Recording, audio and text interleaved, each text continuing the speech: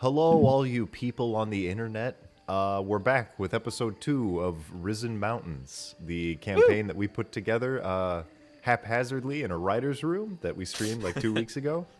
And now we're seeing how far we can get and what we can make up. Where we last left off, if we want to just kind of jump into this, I believe you guys had just finished the Trials of the Wanderer and are officially deemed worthy of venturing into the mist and finding the missing mountains that have vanished. Yeah, so you ran into a little forest, you killed a couple of monkeys, one of you started hallucinating, and now you're back at camp, and I'll let you guys kind of set the stage, if you would like. You are just in the camp that we described in the last episode. And it is morning, which means I believe the way that we decided time passes is just a very slow shift from light to dark. So there's no clear sunrise. But you are done sleeping. All right.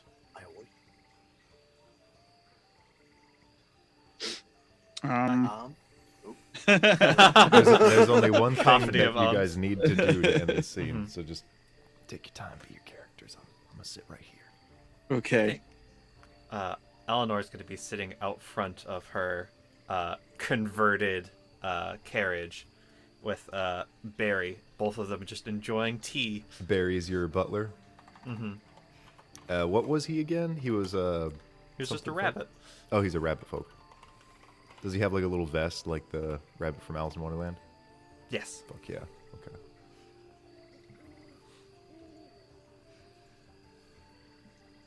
I'll just move around the room then. So Eleanor has risen and is, I assume, preparing for the day. Bareth, what kind of condition do you wake up in? He wakes up with a start. Like there's like a moment of he like gets up and he leaps to his feet, almost in a panic, and he's like, "Oh, I'm here." Can we cut to Bareth's nightmare for a second? Cut to Barrett's Yeah, what was he nightmare. dreaming? He dreams of the skinnies, like the thing, Where the thing from, skinnies? the thing, the thing that was donated last week. Oh, yeah. The idea of the skinny. I forgot about that. They were Big dancing fucking around you. hands just reaching at him. Boy, the skinnies. Caressing his face.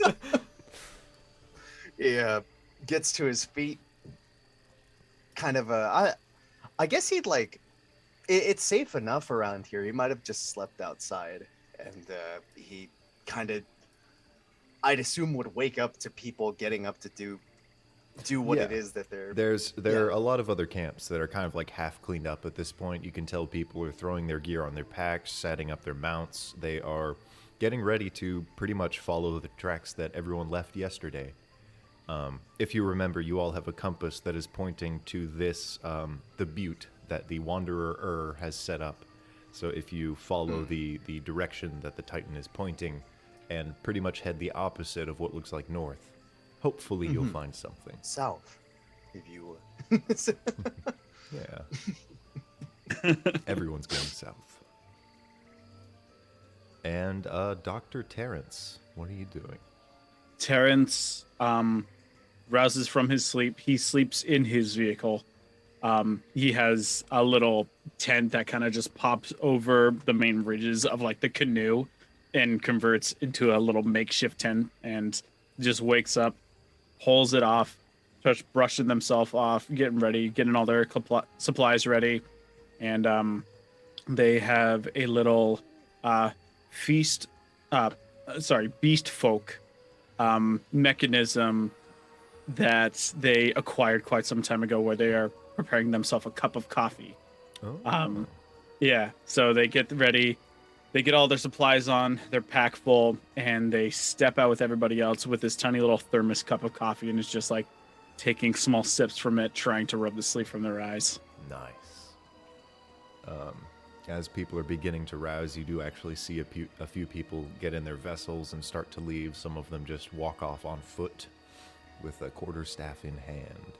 And as you look over, you do see the Wanderer still completely asleep, right where he fell off the rock during the party last night. Ooh. Hope he's not dead. Is he breathing? Wait, I'm the doctor. Let me check if he's breathing. I'm a doctor, Okay. and I'll check if he's breathing. Yeah, make a medicine check. Be easy. Okay. Did he just die at the start of a party and we all just fucking His boogied whole around legacy him? just ends right there. He died when the party started. Oh yeah. What'd you get? I got a 18. Okay, yeah, you can definitely tell that he is breathing pretty, evenly. It seems like he's fine. He's just gonna get a couple extra hours this morning. I'm gonna tap him on the face. I'm gonna tap him on the face and procure a little water pouch and be like, "Excuse me, Mr. Wanderer, but it seems like people are ready to get the day started." As you should. I'm pretty sure it was... It was clear that you're supposed to start heading back off where you went yesterday and keep going. And I'm pretty sure, unless that thing's arms start moving in different directions or the other mountains it's pointing at are somehow moving around, you're probably gonna find something eventually. Any advice? Don't die. And don't stall. Any constructive advice? You're the wanderer. Wander. Okay. And I'll just withdraw the water flask I was gonna offer him, and I stand up and leave. Not helpful. No. You do see the other two, Tum Tum and Lavid, are just about ready to leave. Tum Tum mounts like what looks like a small little dragon-like creature. Okay. And Small Lavid- dragon. Does it have wings on it, or is it just like a? It looks kind of like a lung dragon, like it flies Oh, by okay. manipulating the air around it. Oh shit. Okay, cool. Where'd you get that? And what happened to your scarab? He just spits in your direction. No offense. Would I know what that is? Sure. What are they called? They're I'm retconning Fuck. this character. We're getting more diverse here. Oh, you mean the scarab, or do you mean? No, I'm like the dragon? retconning him having a scarab. He now has a small dragon. What Oh, are okay, these he things has a called? small- What are they called? Wisp lizards. Okay. Yeah, he's got himself a little wisp lizard.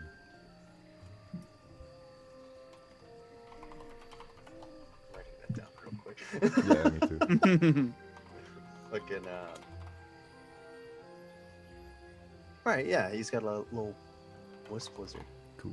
That's pretty sick. That makes sense. I feel to an extent. I mean, he floats. His Yeah. mount floats. I'd imagine these are probably something a bit harder to come by, maybe. Like. Yeah, they're probably something that is given to like goblins of some renown in their studies or Yeah, yeah. advancements.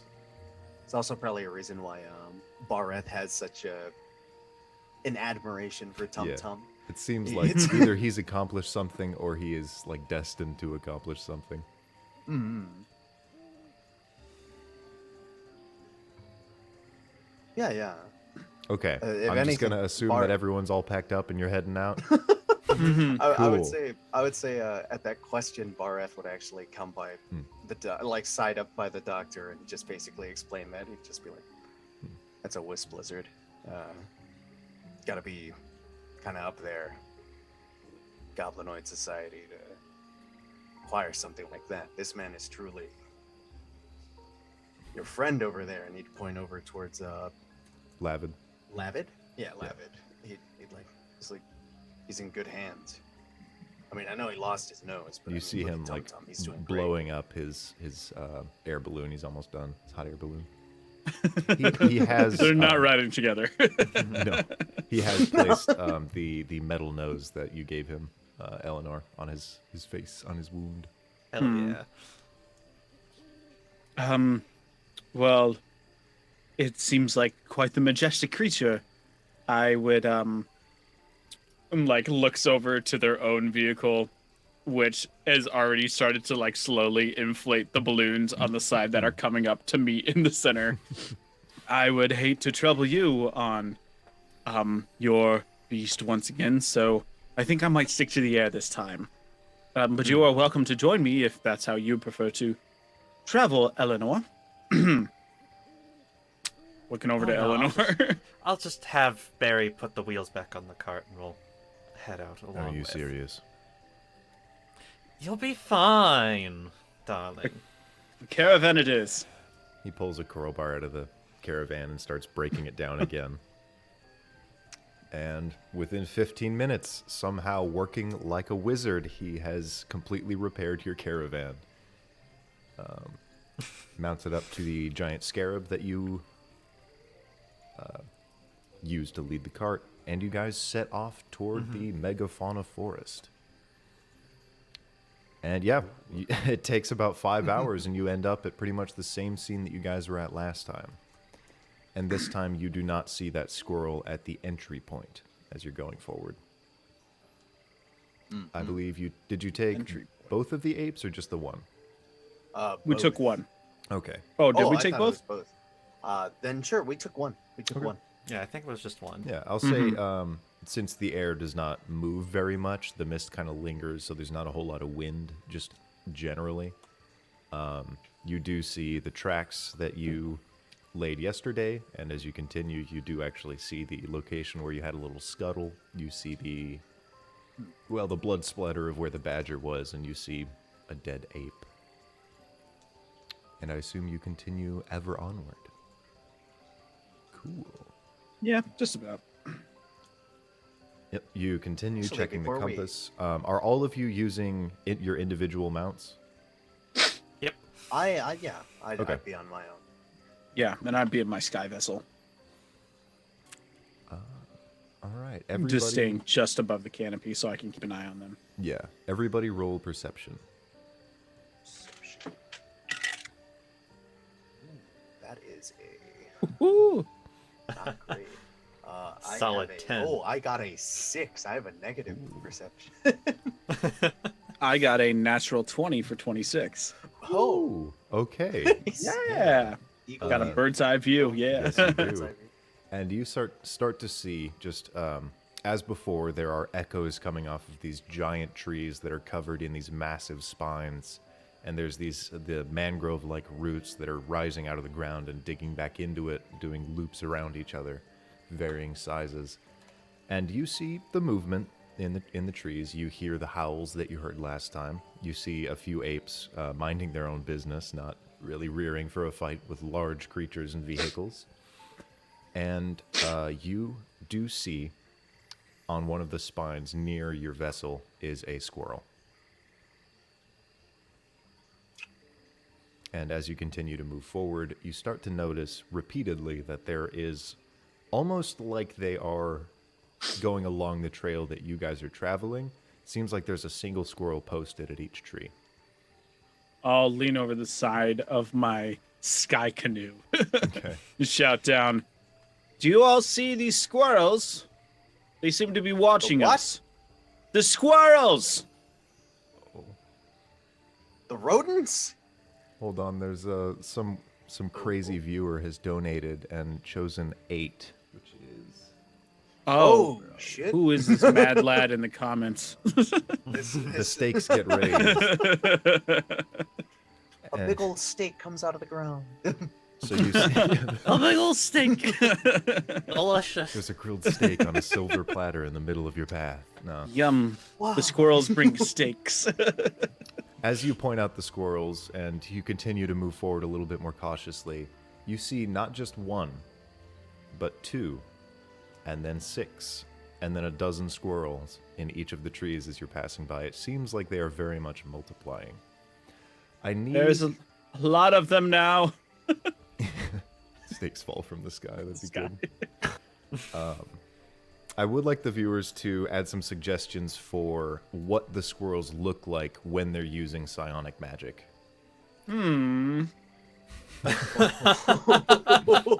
Yes, explain to us in detail. Yeah. And it seems like they're 500. not following you. They're not moving at the same speed as you. They have been waiting, definitely. Uh-oh. How do you guys react? Do you continue to move forward? What amount do you stop So at? at this point, we've all seen this then. Yeah, we it's all start become to- more and more abundantly clear, and Terrence has kind of pointed, like, told you what to look for, so it helps. I guess Bareth would just get ready, like in a panic. He'd pull out his maul, like getting ready. He's still sat on his scarab, and he's just kind of like giving it like a kick of like, go, go, go, go, go, go, go, get the fuck out of here. It's gonna... Yeah, so you start to move faster? Yes, I will attempt to move faster. I'll just yell at Barry like through like the little driver hole, just go like go go go go go go go go go go go go go go. And right as you start to move more quickly, you see the light in the area begin to flicker on a mass scale. It seems like night and day are shifting slightly and faintly around these squirrels, and then immediately Sky is all of their blocked out by eyes begin to flash and glow a yellow color. And you hear just this Oh. deep chanting that sounds like sksh, sksh, sksh. And a dozen of them cast Gust on your flying vessel. You are forcibly pushed to the ground with your comrades. Damn. Oh fuck! No save, no nothing, huh? Nothing. I am grounded. Yeah, Unless your they boat can do completely a single- commandeer the wind around your ship. You try and steer, but the amount of force that they're adding to it drives it to the ground. Weirdly safely. It seems like they don't want to damage the vessel. And as Well, you they look want the around, vessel. you see now about 40 squirrels in a relative circle around all of you. Okay. I guess I will park my vessel near these harmless squirrels. And I'll just slowly get out. So- Hand crossbow drawn. Now in front of you, there is a wall of about 24 of these squirrels, all of their eyes still glowing yellow. The light is dimmer than it should be in the day, but that's about it. You see around them, there begin to grow small plants, just begin to start flowering and kind of spreading through the forest. I'll let each of you guys, I'll go in order, pick a cantrip, Cantrip. starting with Tabby. Remember cantrips now. I mean, I'll go with my favorite cantrip, Mage Hand. Okay, Mage Hand. Oh, sorry, Mario. Here a second. Let me take a look. Is prestidigitation a cantrip? Mm-hmm. Yes. Yeah. Prestidigitation. Okay, and Ryan?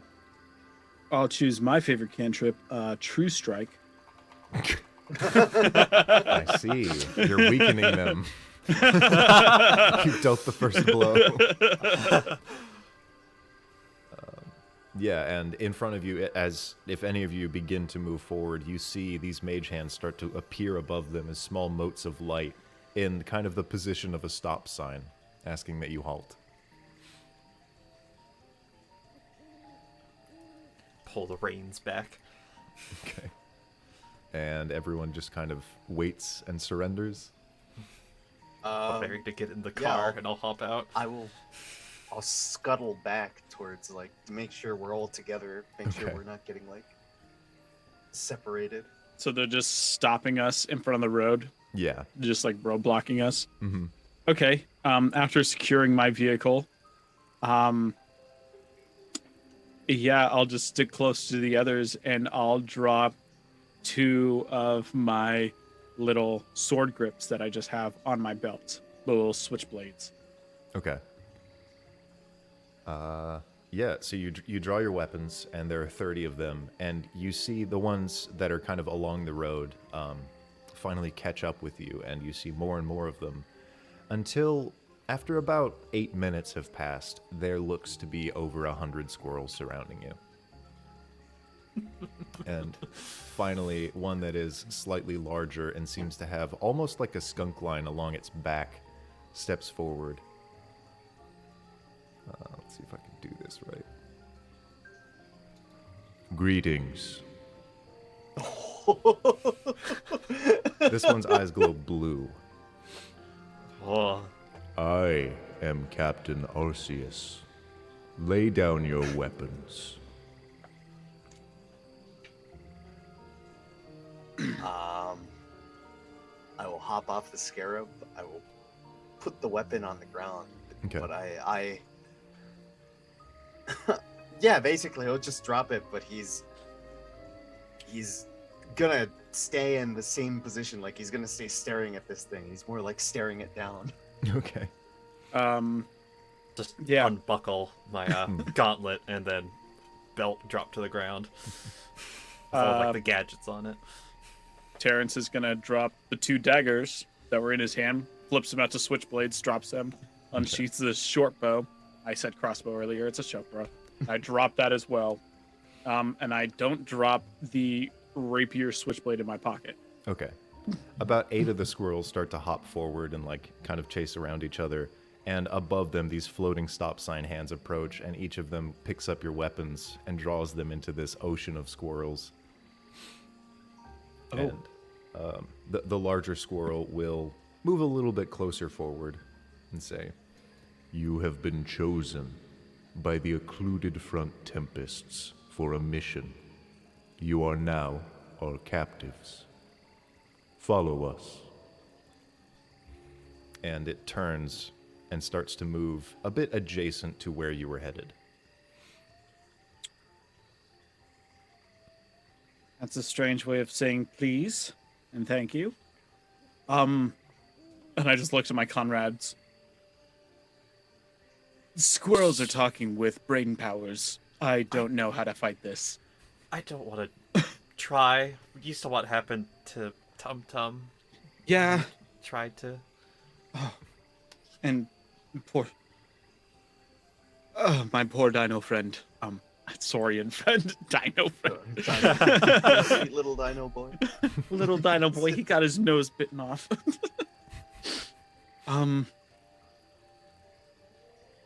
Do we just follow along? I'm not the warrior here. I think we should. Barry, do you might just It follow seems the that they- squirrels? Nope. It seems that Hop they're not back in. trying to fight us, so maybe it wouldn't be the worst idea to just follow along.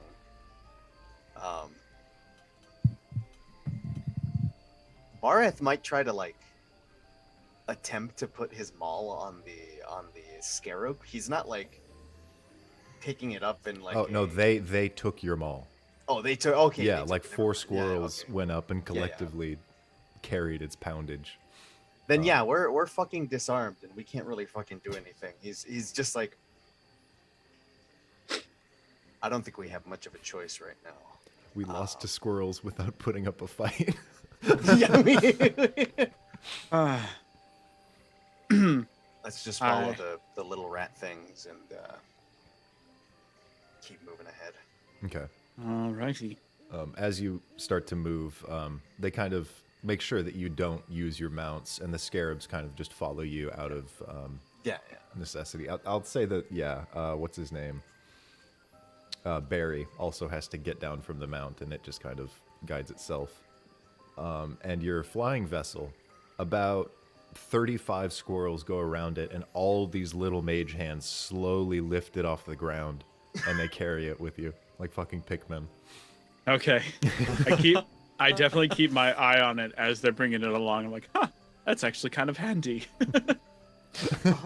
It's all folded up and they're like bringing it along. Like, oh, fucking handy. Shut up. I just got that. Oh my god. I did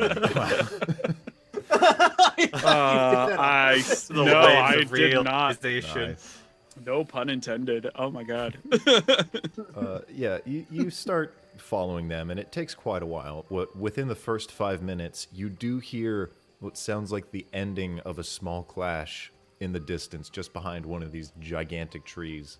And as you move forward, you see the fresh bodies of the notorious ORC and a gnome, just shredded, completely shredded. I take this as a vision, as a premonition of what is to come. There's Which is strange because I believe Bareth tried to describe the situation to you, and neither of you saw them before. But these fit the description that he frantically hallucinated, and they are now dead. it's a Alright, sheer Butter. hallucination. Oh fuck, they were real. This is just now that he's implanted the image in their head. They're all seeing the same thing. It's, He's jigged his last jig. oh no. They were real. They were real. They weren't just. I don't Hallucinations trust this place. I'm starting to trust it less and less myself. You see this large squirrel, Arcus, not Arceus. Arcus is actually like a cloud formation. Arceus is a fucking Pokemon god. It's a Pokemon. Yeah. He'll kind of go alongside you, and his eyes will flash, and he'll say, "They were also selected, and they refused." Oh. I see. And I'm just not gonna speak. Don't want to talk to Squirrel God right now. I'm scared. Gonna bite my tongue. he will. His name is Arceus? You said? Arcus, Arcus, and he is the ultimate leader of the occluded front Tempests. It's a pretty grand title. Yeah, no, he'll probably recite it every time you talk to him. Okay. Oof. Excuse me. It takes about a full 30 minutes before you reach their campsite, and they have a megaflora tree fort.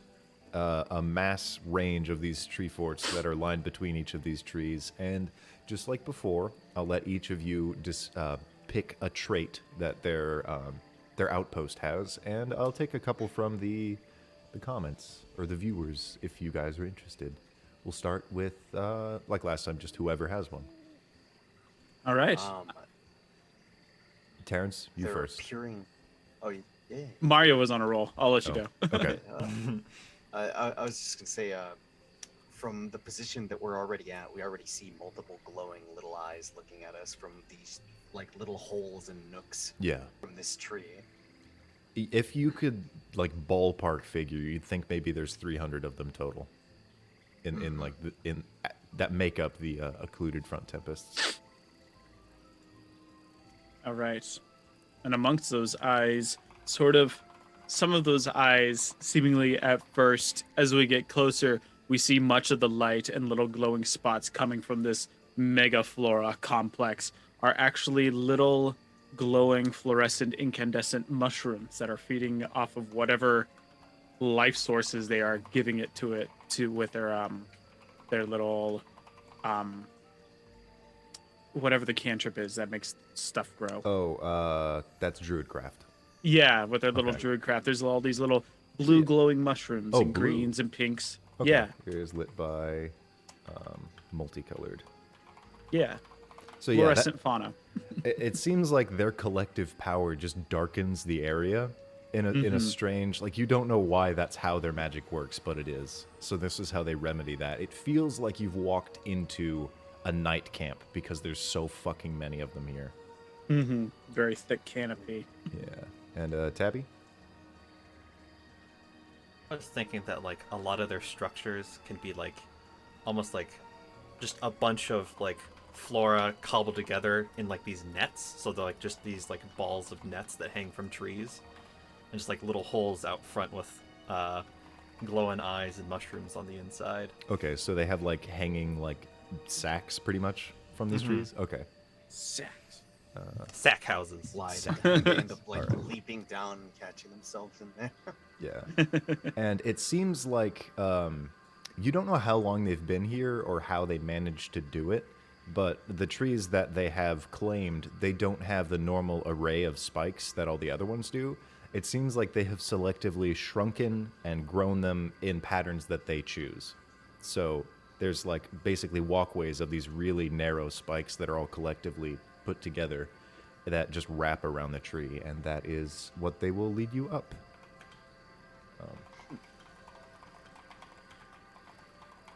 Spiral staircase. Yeah.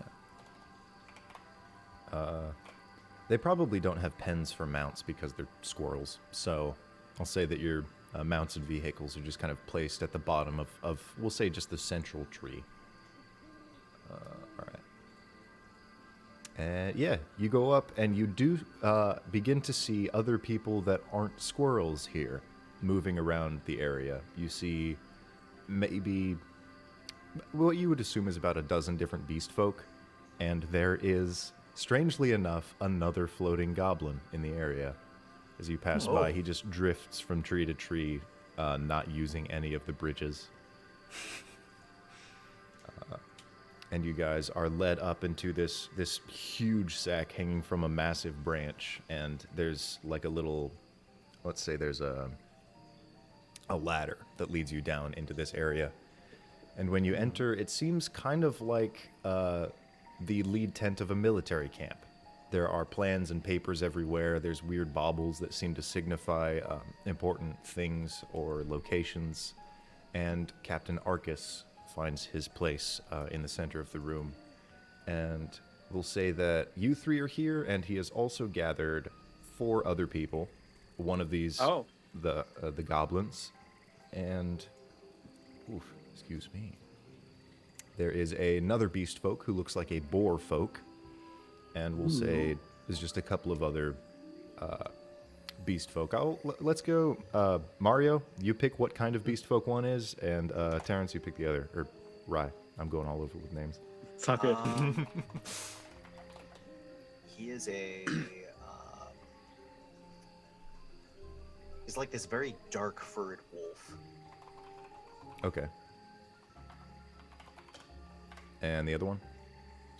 The other, about as tall as the wolf, but much broader and more heavy set, is a rhinoceros beast folk with like split mail on them. Rhino folk, holy shit.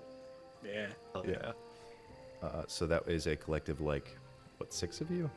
It's you 3 and then 4, so 7. He gathers you and a few squirrels who I guess are hearing this for the first time, but he will essentially begin to brief you on the mission. You have been gathered here for a very important task. There is a cloud catcher vessel that is about to pass an hour north of here. Our intention is to raid it and collect the water that it has gathered. If we can salvage the ship, that would be ideal. Do you have any further questions? I do. Its yellow eyes just shift. How do you plan to board the Cloudjumper ship? That is up to Raindrop, our goblin here. And Raindrop just holds up a staff and starts swirling it around, and you feel the air below your feet begin to densen. It gets thicker and thicker, and you start to float as if the room is filling with water. Whoa. Raindrop is a Tempest sorcerer. Okay. You see a grin come from Bareth. He feels like he's in capable hands now. Nice. I also have a question. And it Are is. we going to get our stuff back at all for this, or? If you survive the mission, and if the vessel isn't damaged, we won't need yours. Yay. So, you're going to unequip us for a mission to reclaim water? You will be given your weapons at the beginning of the mission at tomorrow's dawn. For now, But they we- are ours.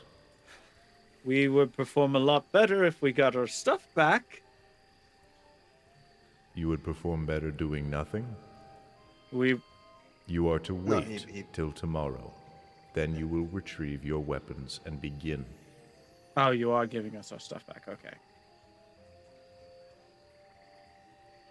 Very well. Then make yourselves at home, and when you hear our Sounds good. call, it will begin. Well, friends, time to get cozy as captives. you are permitted to leave this hanging sack in the forest. And some of the other ones start to climb up. The boar folk looks visibly perturbed and kind of made uncomfortable by the type of task that you guys are going on. I'd but- like to approach the other captives here. So how did they get you all? We were just patrolling on a mission of our own, and now we're listening to a bunch of psychic squirrels. Well, I am Bolinave. I was captured by them as a former water pilot. I had a different vessel that they managed to commandeer would be a kind word. They blew it up. I don't know how the other two got here. I'm pretty sure that Raindrop is a volunteer.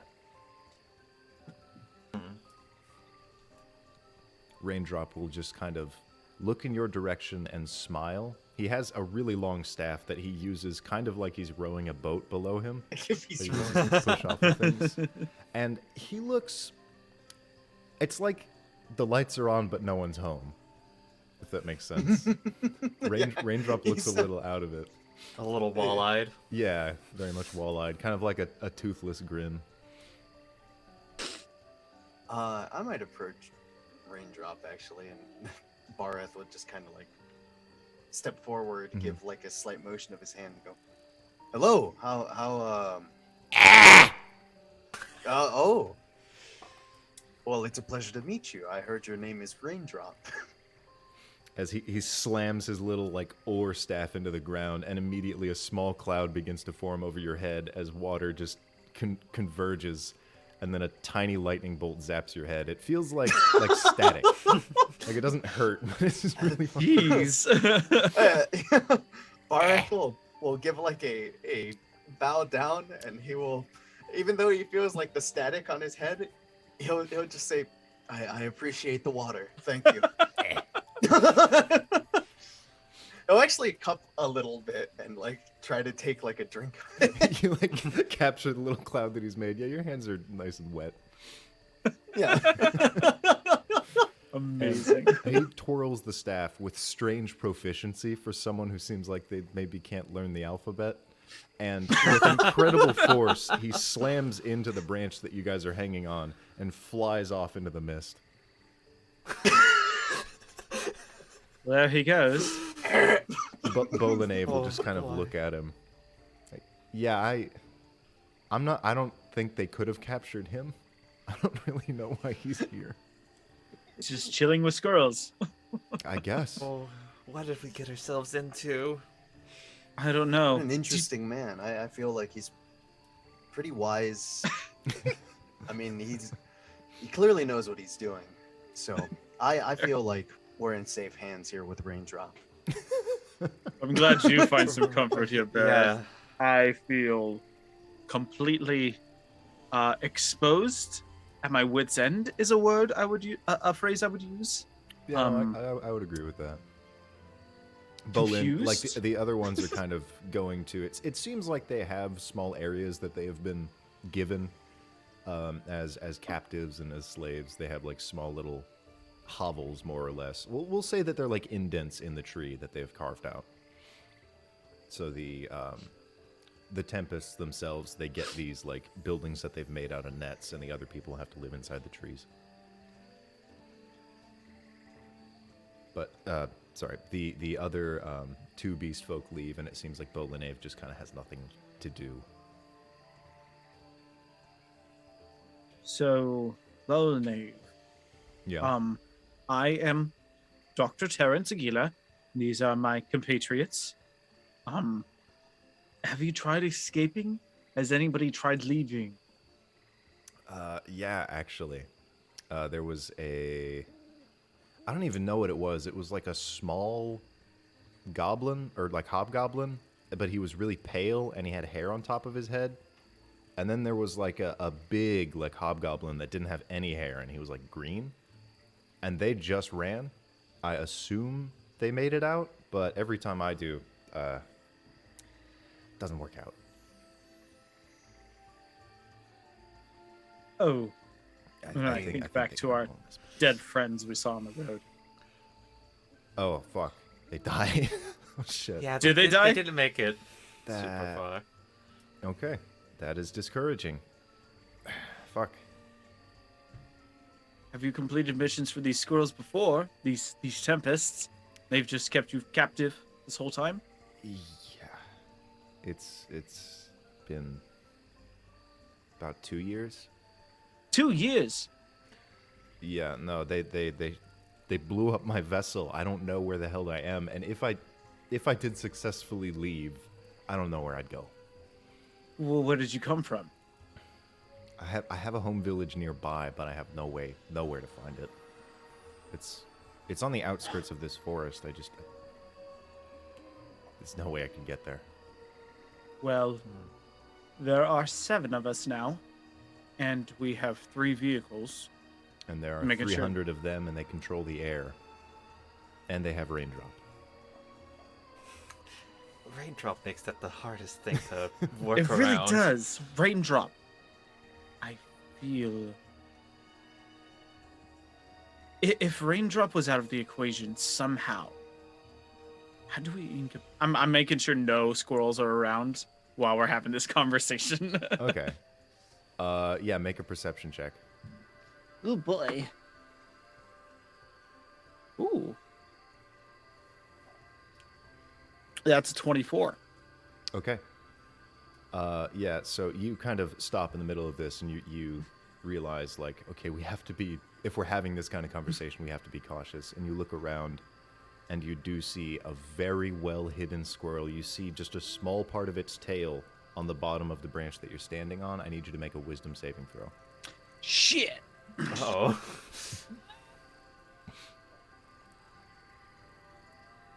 Wisdom save? Yeah. 19. Okay. Yeah, you break a connection that you had with this squirrel. It seems like it was reading your mind. Oh. Bad squirrel. I dropped my dice everywhere. Oh, shit. Perhaps we should go. Perhaps we should move somewhere a bit more discreet to talk about our favorite food. I'm bad at lying.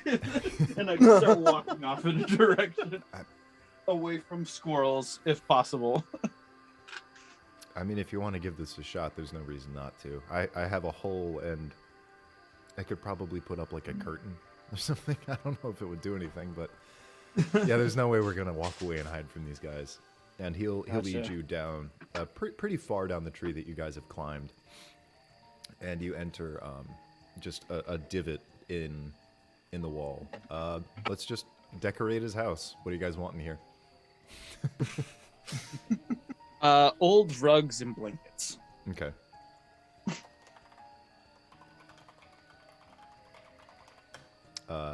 Bareth?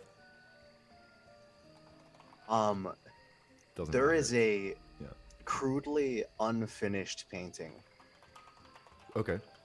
of a. It looks like a clown that's crying a little bit. Yeah, it's the sad cloud painting from, I think, Mr. Krabs' house. Pagliacci. And yeah, there are small like bowls of what looks like maybe natural pigments that Bolanave has collected from the forest.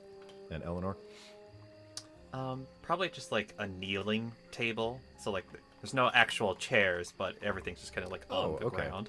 Yeah, so I'll say that there are like a few blankets, and you do actually see what looks kind of like a patriotic flag from Zark Industries. It bears whatever logo that we have not designed yet. We'll get to that later, but it is definitely a mark of his character. And he will like move the flag and pull it over and put it up in front of the entry to this divot, this knurl, I guess, in the tree. And you guys are now in a very dark room. So what do you think we would do? Because there's 300 of them out there, and they're posted at a lot of different trees. So if one of them found us, they're really good at hiding too. I don't know how, but like you hear like a slight noise among all the howling, and then suddenly there's one on the other side of the tree. Mm-hmm. Maybe They've been it's tracking wrong. us ever since we entered the forest. Oh yeah, no, they have a catalog of everyone who's ever come in here. Oh. Catalog. Mhm. Oh, they're much more astute than I anticipated. Yes, that does complicate things.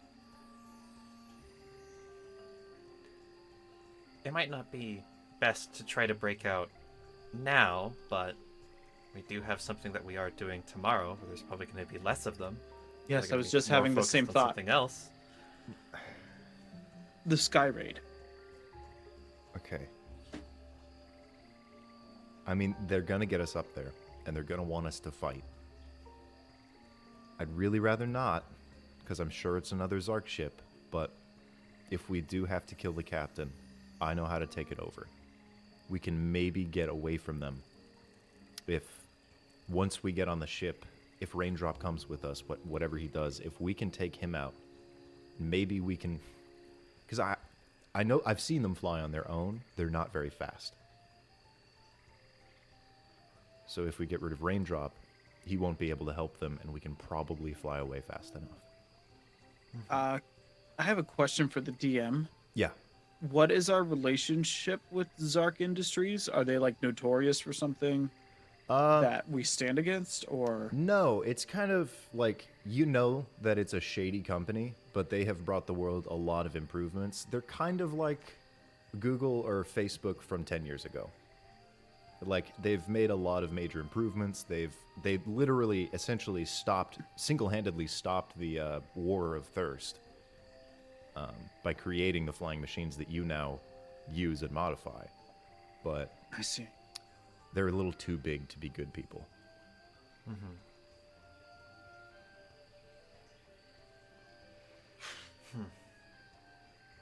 Yes, But- that is.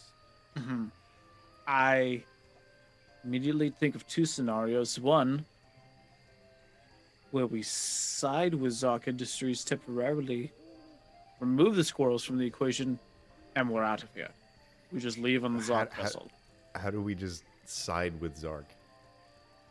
I mean, it's a massive industry. It's got to just be one or two ships that they're flying by. It's just a cloud catcher. I mean, they send those things everywhere. Do you? might I just guess need- it depends on how many squirrels they send. How many tempests. It really varies every time. They have a really clever tactic of slowly ramping up how many people they need, so they don't lose too many bodies, don't waste time. They're good at what they do.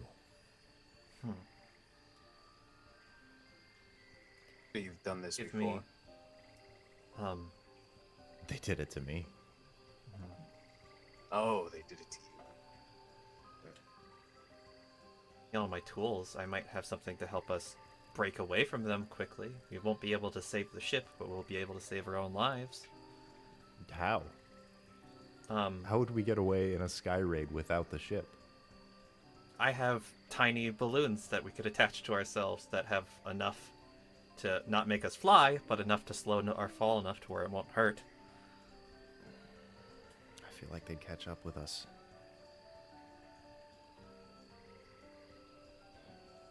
Wouldn't we just We look don't- back down to the forest? We don't have enough information. I don't know how many people are going. Captain Well, Arcus why is do the they one that plans need everything. us? Because we're really good at fighting. We're a lot bigger.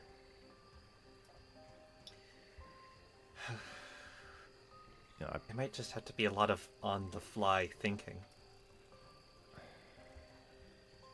Because it's hard to plan for something we know nothing about. Look, I might already be in trouble for talking to you about this, but when we get up there, if there's anything that we can do, if it seems like we can escape, I'm with you. Good to know. And what of the others? Have you known them long?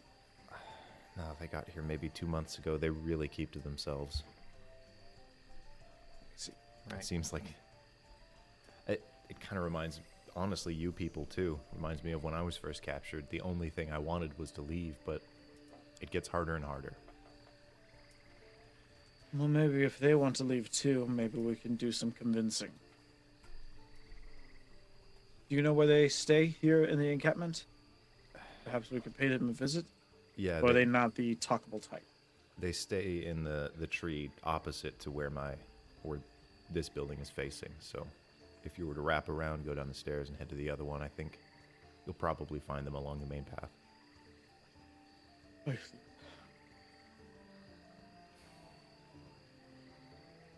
The more people we can get at least with us at the moment, and she'll kind of look out towards the door, the better.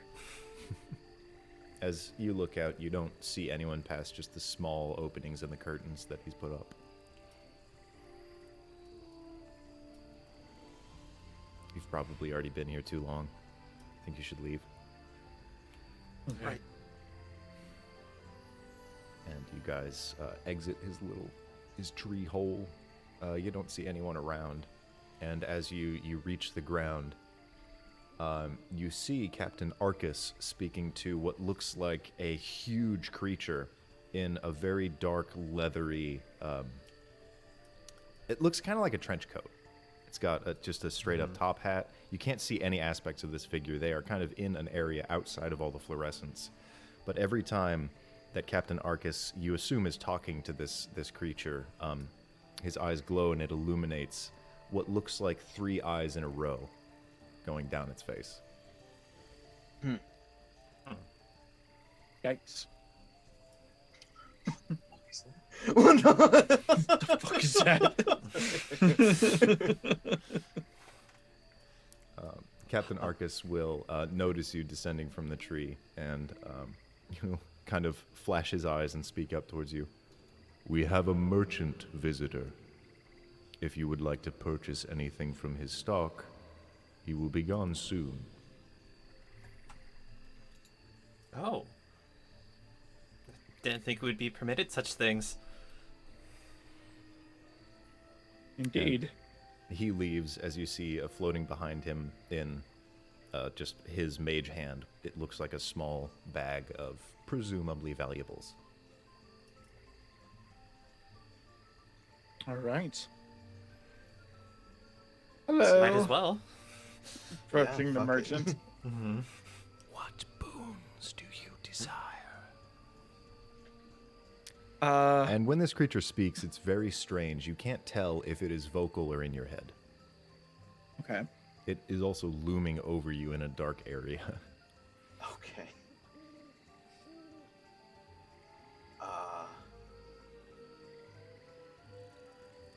What do you have? Ellen. Everything and Oh, we can't hear you. Oh, nothing. Oh, I got the fucking low pass filter, whatever. He says everything and nothing. Everything. Okay. Everyone roll a perception check. Sure. E. That is an 11. Okay. 30-20. Ah. 16. Okay. Is there anything in particular that any of you would be focusing on? Probably its face. Okay. Yeah, there is no clear mouth, and you can very clearly see these 3 eyes that look oddly kind of milky. The skin looks slimy, like it's almost an aquatic creature. But other than that, there are no discernible features or emotions. And Terrence, as you quickly look back at Captain Arcus, you see from the bag that he is carrying, it is a bit loose, and a small peanut falls out as he runs up the tree. All right.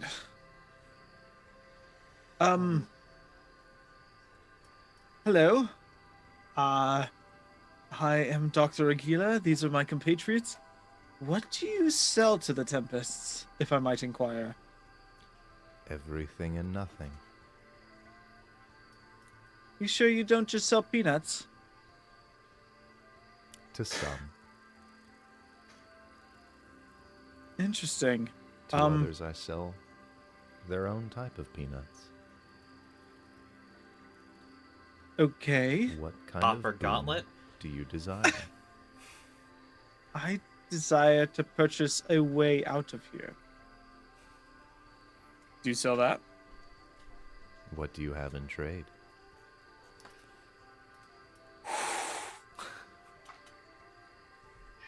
And so. Can I make like an Arcana check or like a nature check to try and discern what the fuck I'm talking to? Roll a Just like- history check. A history check, even spookier. Expertise in history. That's an 18. Okay. Thank you, Azathoth III, for this ultimate reveal. This is an aboleth, an ancient god.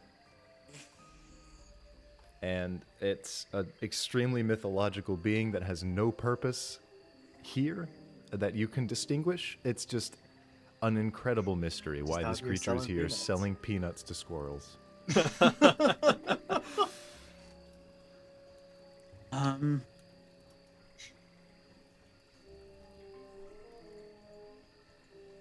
How about I sell you a closely guarded secret? Something I haven't told anyone. Is it something you also want to sell to your friends? Well, I'm looking for a way for us to get out of here. But I don't think you really care for money. What did that Tempest give you in exchange for the peanuts? His business and my business are our own. Fair enough.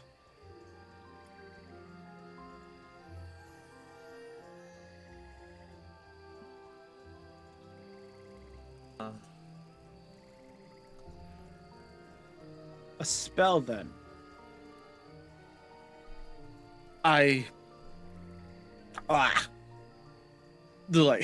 Keela hacks for a second, like, I can't believe I'm saying this, but I would like to purchase a spell. If you sell such things. What is your secret? And as he asks that, both of the other two of you immediately go deaf. Oh, Oh.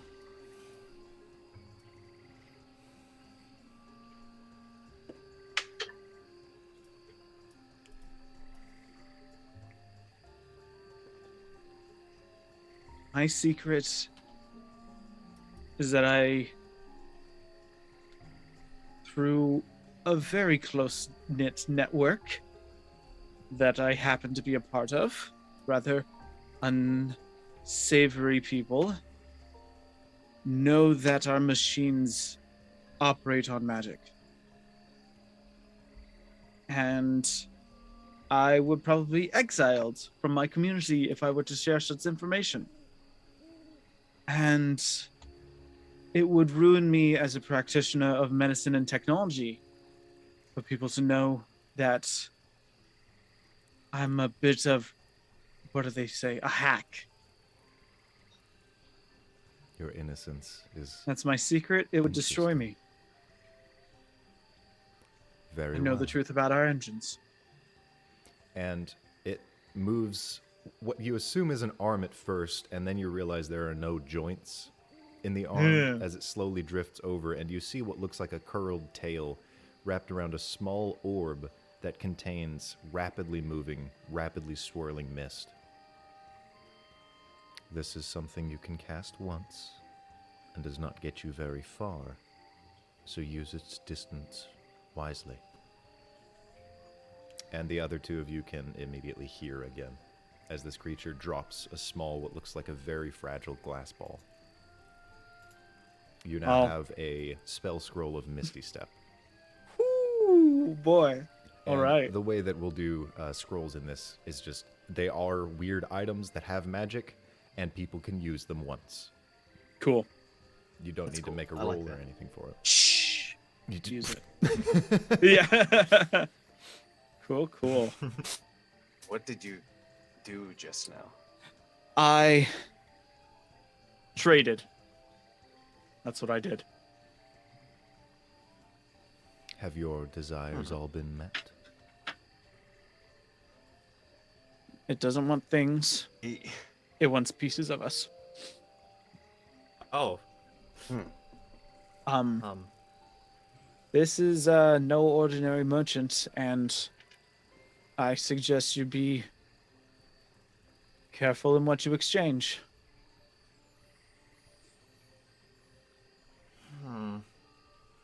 That's Barath all will about step all I forward know. Okay. and he'll say, I suppose I harbor a secret as well. Would you be willing to?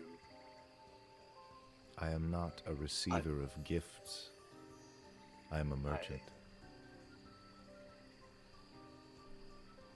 I've always wanted to, but never been capable of using magic. Could you somehow help me? Could you give me some kind of aid? You're asking for great strength. Do you have something of equal value, of magic to you? I doubt it. No, Barath will just kind of like look down. He'll just go, no, I don't. You may find it yourself, but it is not something I will give you. Thank you.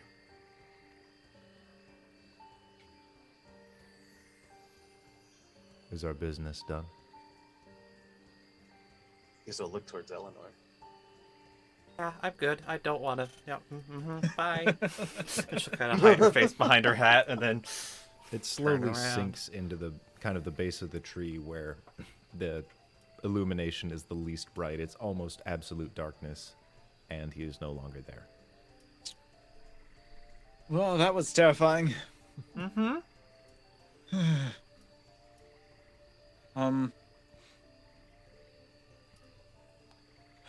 This. You Is, okay, Doctor? Oh, I just spilt some personal information. But in exchange, I'll reach in and procure the small glass bead. I have means of travel now.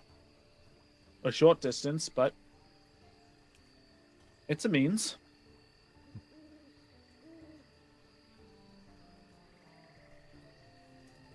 Yep. So what now? Yep. Guys, I- we're up to something. Let's go back to talking to the other two. Yes, folk. yes, Massive yes. interjection. Yeah, so as you That was guys odd. sort of gather yourselves again, and you look back up to the hole that Bolanave lives in, and you start to circle around the tree, you do see Raindrop, who instead of a staff now has a genuine boat oar that he is using to paddle through the air. Yeah, and you guys climb up the tree, and you see the other two. They are actually in the same little slave hovel that they have carved in. So we have the wolf folk and the rhino folk. Throw some traits at me. These are two guys that I didn't write out. Okay. Starting with, yeah, sure, Mayro.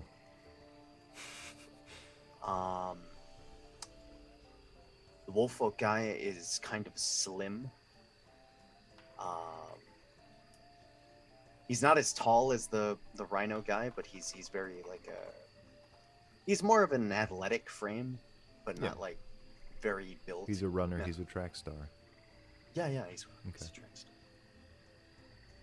star. Tabby? I'll say for like the rhino, he's got like a strongman build, Okay. and just like has a lot of scars on his arms in particular, and like has strong working hands. Okay. And Rye. The rhino's name is Barnaby Stonefist, and the lion man's name is... The wolf folk. Wolffolk's name is Chuck Schmones. Chuck Schmones. All right, these guys don't have jobs, so they don't have a sub-adjective to their name. Cool. Yeah, Bolanave is Bolin, but he is acting as a slave, so he has altered his name. Neat little detail about beast folk. All right. Yeah, you walk into this room that seems mostly barren. You see their weapons posted up on the wall. The wolf folk, Chuck, has what looks kind of like Zuko's blades, two blades that are used together. And the rhino folk just has a huge, like, mallet. Nice. a warhammer. And both of them just look to you, kind of with sullen looks in their eyes. Welcome to this. Hi. Not happy to be here, but happy to meet you. I am Dr. Terrence Aguila. These are my compatriots, Eleanor and Bereth.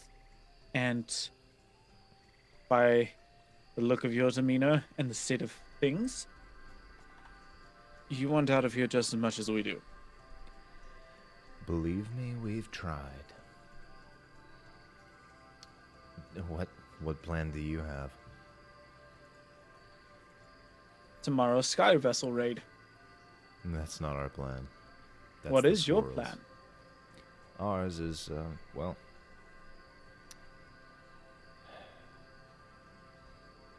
I don't think we have one.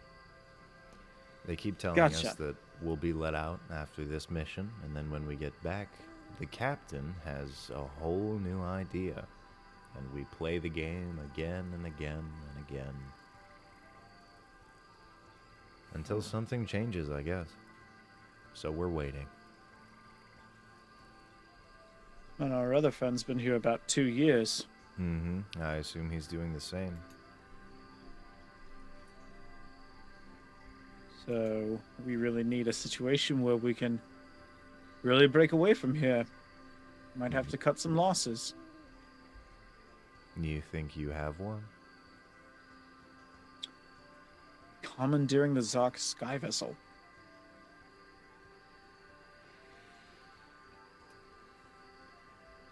Aren't we supposed to bring that back here?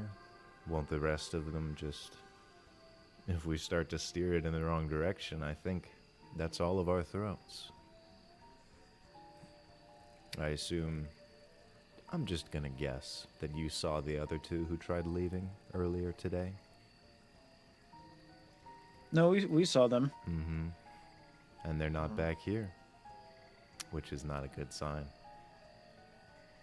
So, usually in scientific study, we have A, the hypothesis, the problem we're trying to solve, and then the starting point. Mm-hmm. We have what we want. We need to work backwards now. How do we keep them from taking over the sky vessel? The frogman, no, frog goblin. I'm so sorry. It was really Yeah, you get Inconsiderate like of a me. look from Buttons. said something. What'd you say, Yeah, motherfucker? excuse me? goblin. Alliteration, syllables. Anyways, he seems to be a great asset in their mode of flight. I suggest that once the sky vessel is attained, he becomes a priority target. Who does? Raindrop. You want us to kill Raindrop? Not kill per se, but incapacitate. I'm pretty sure that's the same word. Okay. Yes, stop him from aiding them. And when do I'm you want sorry. us to do that? Tonight? While we're waiting? And he goes I over think and that- grabs his dual swords. I think that might be a bit too suspicious and would keep us from attaining the sky vessel. So you want Raindrop to help us, and then we take him out? I mean, they've been using us. Why not return the favor?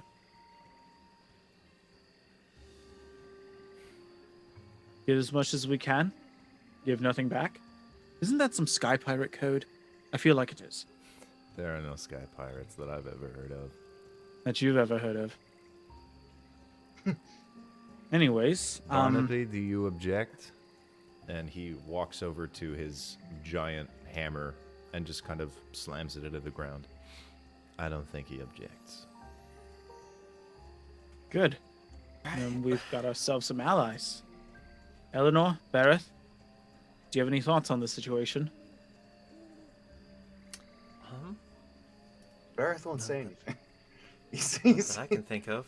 It's if I hand you a little square that has some arms on it, put it on your chest, and pull the blue trigger when you start falling. If you do. Understood. Is that your contraption? Mm-hmm. I see. Okay. Bareth, you're awful quiet. Do you have objections to the plan? Real quick, we got a donation. I believe if that's 200 pesos, that's about $10. And they are trying to give you guys a decanter of endless water, which I think shatters the entire story of this entire campaign.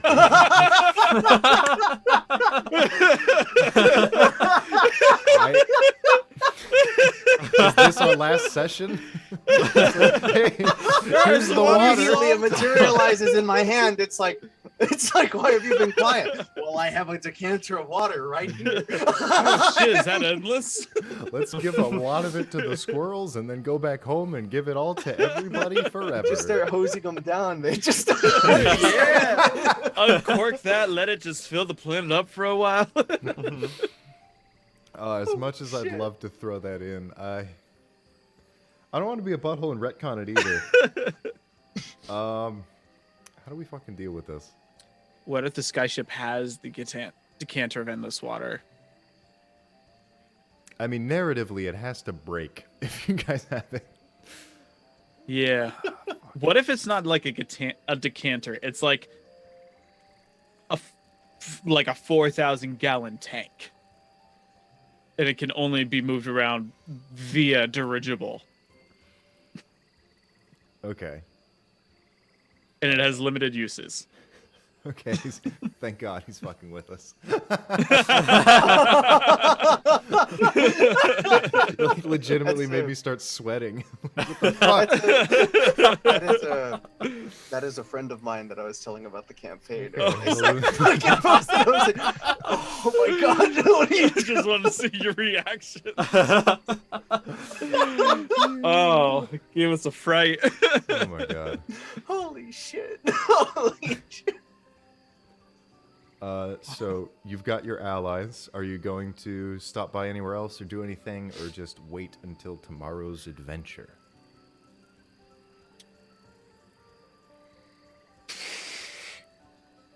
Wait.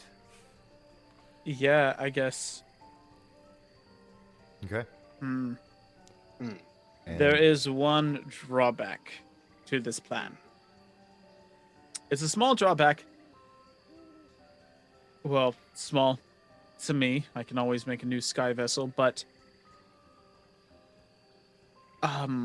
your carriage, your dragon mount, and your scarab might be left to the Tempests if we were to escape to the sky in the Zark Industries. I think I still Vessel. have my scarab. It's not that.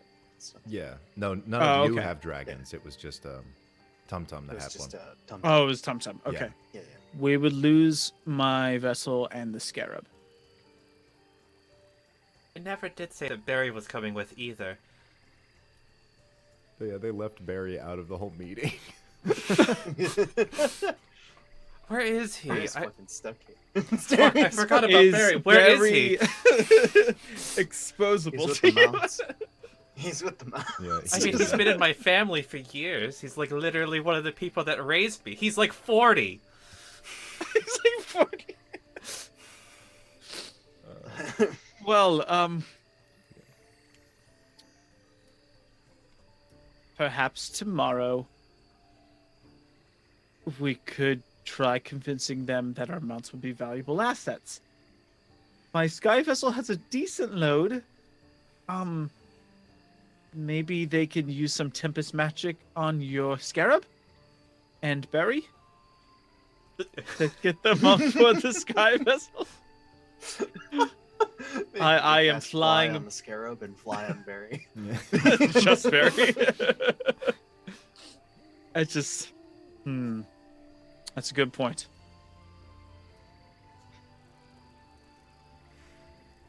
Fuck, I love that vessel.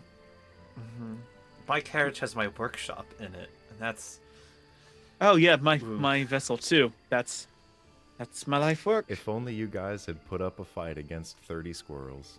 If only we put up against yeah, you know, Ah, that I was a had to fist fight miscalculation on 30 us. squirrels. Fuck that.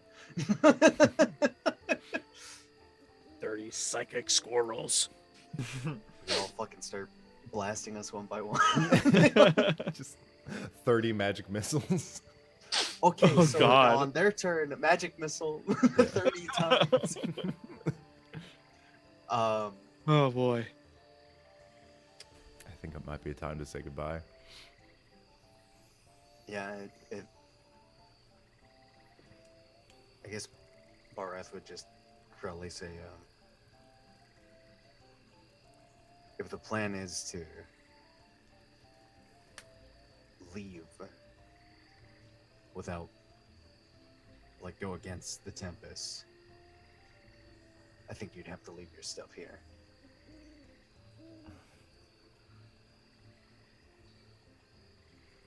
Fuck.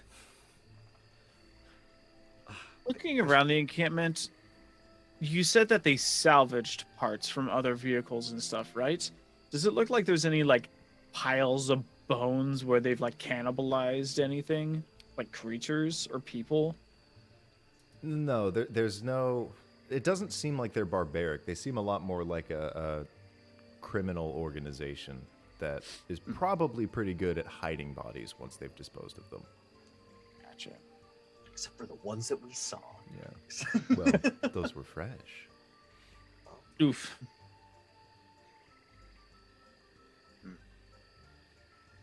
I need to like get to my cart and grab all my blueprints at least. Can we do that tonight? It is at the base of the tree that you guys have been provided a room at. Perhaps if we just nonchalantly walk over and gather supplies, no one would be any the wiser.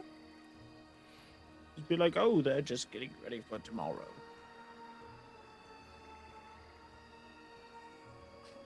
Might as well try. Okay. I mean, Yes. You guys, yeah, might be wanted sneaky and quiet about it. you head back to the area that they have your mounts at, and it looks like they're kind of just idling. They're not really doing anything. It seems that one squirrel is kind of manning each one of them, and you see your good friend Barry just sitting in the cart. Let's say he's like starting to take it apart again, and as he sees you approach, he also looks painfully sullen. It seems like he is very unhappy about the predicament. Yeah, I know. What are we gonna do? We have a plan tomorrow, and we need to try to get you to be a part of the mission. If we want to get you out of here too. You want me to fly into the sky and beat up Sure. a pilot and run away from this with you? Yes. Realizing that you spoke a little loudly, I'm trying to. He yeah. He goes under the carriage and pulls out what looks like a large jug of fresh water, and he hands it to you. Oh, This was my reserve for the rest of the trip. I think you're gonna need it. what are you saying? If any of us is gonna get out of here, if any of us has a chance, and you hear the squirrel like chattering almost insultingly, it's not gonna be me.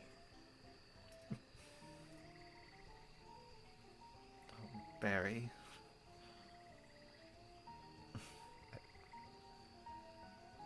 If you succeed on this mission and they make you come back, we'll figure it out as we go. But for now, I stay with the cart. I promise to try to come back if we do. Then I'll see you when I see you. Yeah, I do need some of my stuff from in there. Yeah. At least what I can pick up. He goes over and he starts feeding the scarab that mans your cart. Just gonna go grab like the blueprint for the gauntlet, put that in the hat, and then Okay. just like take all of her tinkering tools and just try to find places for it on her person, without like all of her belt pouches. It's like trying to wear a computer. You're like strapping wires around you and stuff. Cool. Yeah, you guys gather up the bulk of your equipment to. We can go with carrying capacity if you guys want. Okay. And you head off for the night to prepare for tomorrow's adventure. Before we do, I want to gather what other, if it seems like it's semi-safe to do. I'm just gonna slowly start nonchalantly clasping whatever rope and chain I have to the inside of my canoe. I'm just gonna start tying it off at like the various hooks I have along the bottom of them and creating like a makeshift harness that I start tying around the scarab, just sort of nonchalantly, like I'm just preparing for tomorrow. One I'm of just gonna try. Yeah. Yeah, the squirrel that is on top of your vessel sort of just looks at you. Hello. Just preparing for tomorrow. Never know if we need these.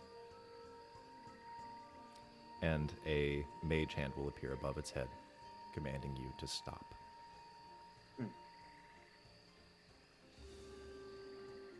Are you telling me to stop?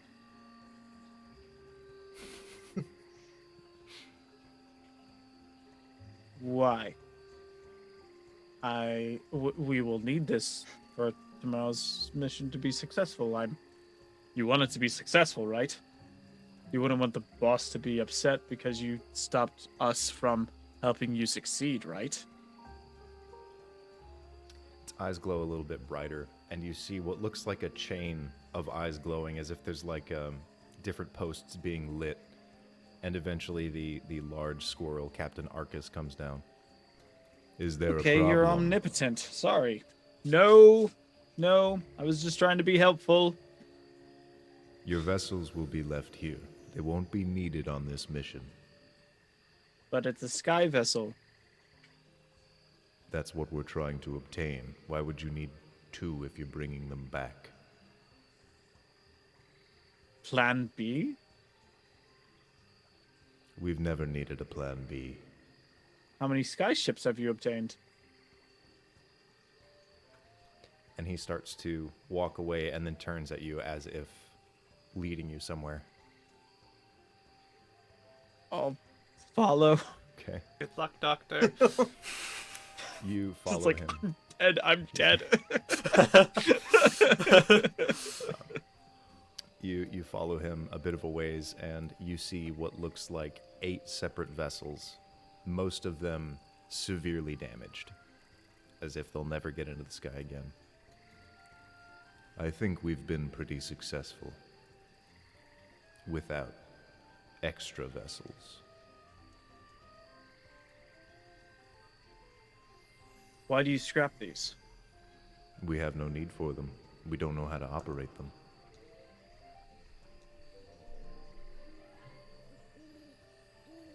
Do you refuse to operate them? I mean, it's just technology. We're Do you- incapable. Technology is not something that we can understand in our lifetimes. By choice or by... We have tried. There have been elders before me who have attempted to learn how to repair and send a vessel back into the sky, to no avail. They age and die before they understand.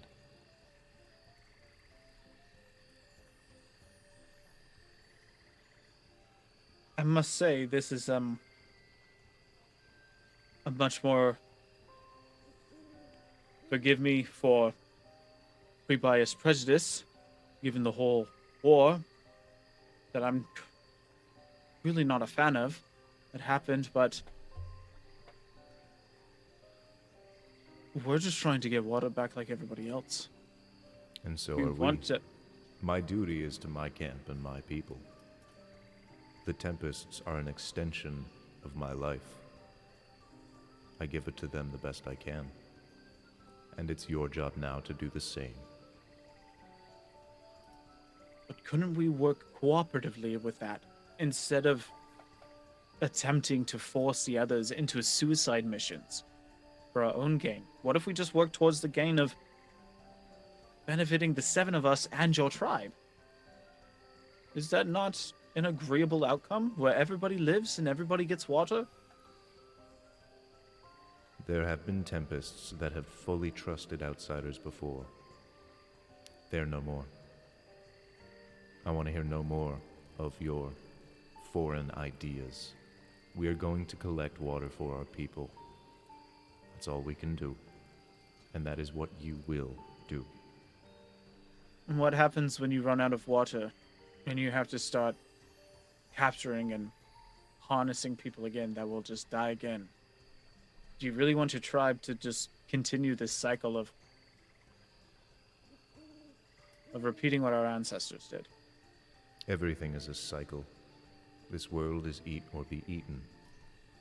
It's not your choice anymore. It is my choice to decide what you do for us. I will hear no more of this. And he leads you away from all the vessels.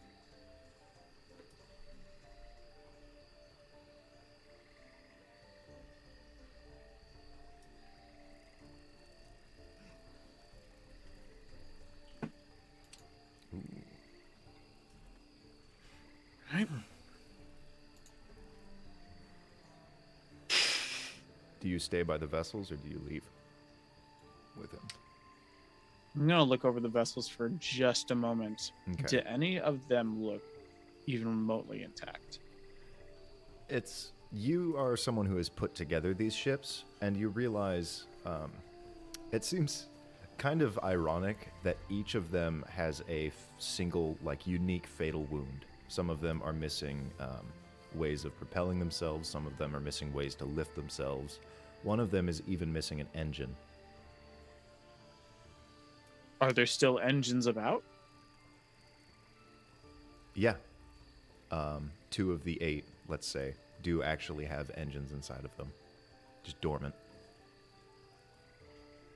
Excuse me. I'll just call back. I said could I fix will it. hear no more of this. We don't have to work together, but these aren't broken.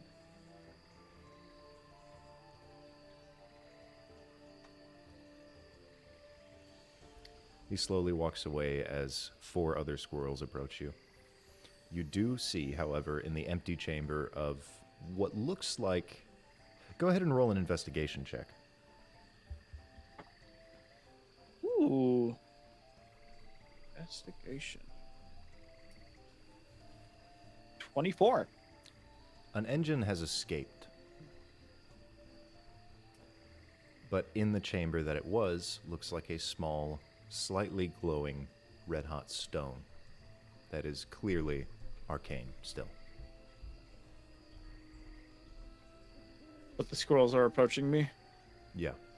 Where is this stone relative to me? Only a few feet. Let's say you went over and gave it a good look. You were checking each one of them out, kind of putting it together in your head as he was trying to goad you into leaving so you can snatch it. Okay. I will raise my hands. Okay. I'll sidestep and just try to Make a sleight reach of hand down. check. Yeah, reach down with a talon foot and try to slide a hand it into a back pocket or something. I am not proficient in this. I am a doctor. Not a rogue. 8. Okay. Yeah, you very clumsily reach over, and as you touch it, it immediately burns into your hand, and you take 2 fire damage. And with that, you shite. feel almost a strange connection with the object. How do we do this? We have effectively converted the decanter of endless water into a cursed luck stone. So, Mario, since you're responsible for the donation, what is the curse of this engine fragment? What is the curse of this engine fragment? I'll let you think on it for a minute. Yeah. We're not going to discuss it. We're not going to influence him. This is all on Mario. Thanks to Yariko for the Mexican $200 signs. I assume that's. Pesos. Yeah, it's got to be pesos. I didn't know that's how that's translated. But we're going on break That's because we Mexican. went too long So because buckaroos. we all got invested in the game, weirdly enough. Yeah. How Who could would have we? thought? Whoops. D&D was too fun. Oops. All right. We'll be back. Yay.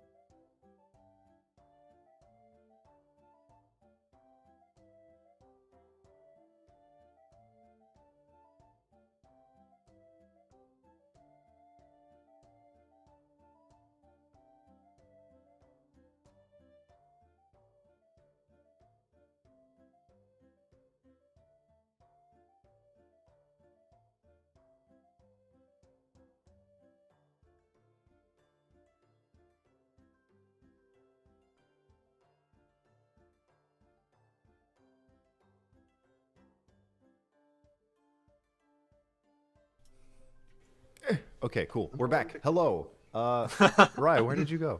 Did you make a whole pot of tea? You're muted. I was pooping. Ah! Hey, Should have done that when I did that. We had 2 whole pooping sessions. You were gone. Okay, you pooped for like a minute, and then I had to go poop. So I had to make My a big boy guts don't poop, work. I motherfucker. shot out a rock and stood up, okay? All right. So you guys are sleeping in a hole in a tree. soundly. Yes. Fantastic. You pooping? Pooping back and forth forever. Oh no! So yes, we did decide what the curse was. We're going with yours along with another one. So this piece of the engine, this luck stone that has been burned into your hand, has been burned into the very essence of you. You cannot get rid of it. And in addition to that, with all the +1 bonuses that it gives you to all your ability checks, every time you make one, we will have you roll a d6, and on a 1, you get disadvantage. We'll figure out how to explain that as we go. But for now, you wake up, and in the minds of what you assume is everyone, because you all hear it at the same time, is the voice of Captain Arcus. It is time. Meet me at the base of the central tree.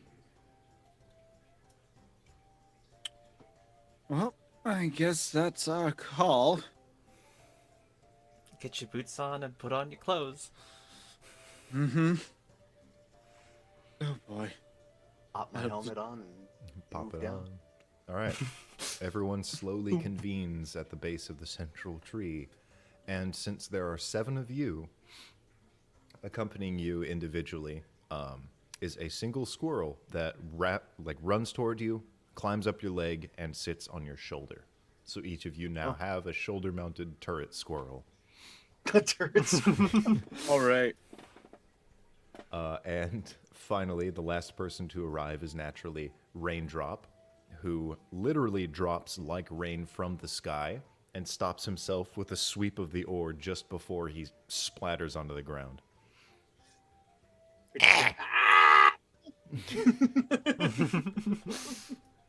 Raindrop will lead you to the ship. He is able to read air currents and can sense its location.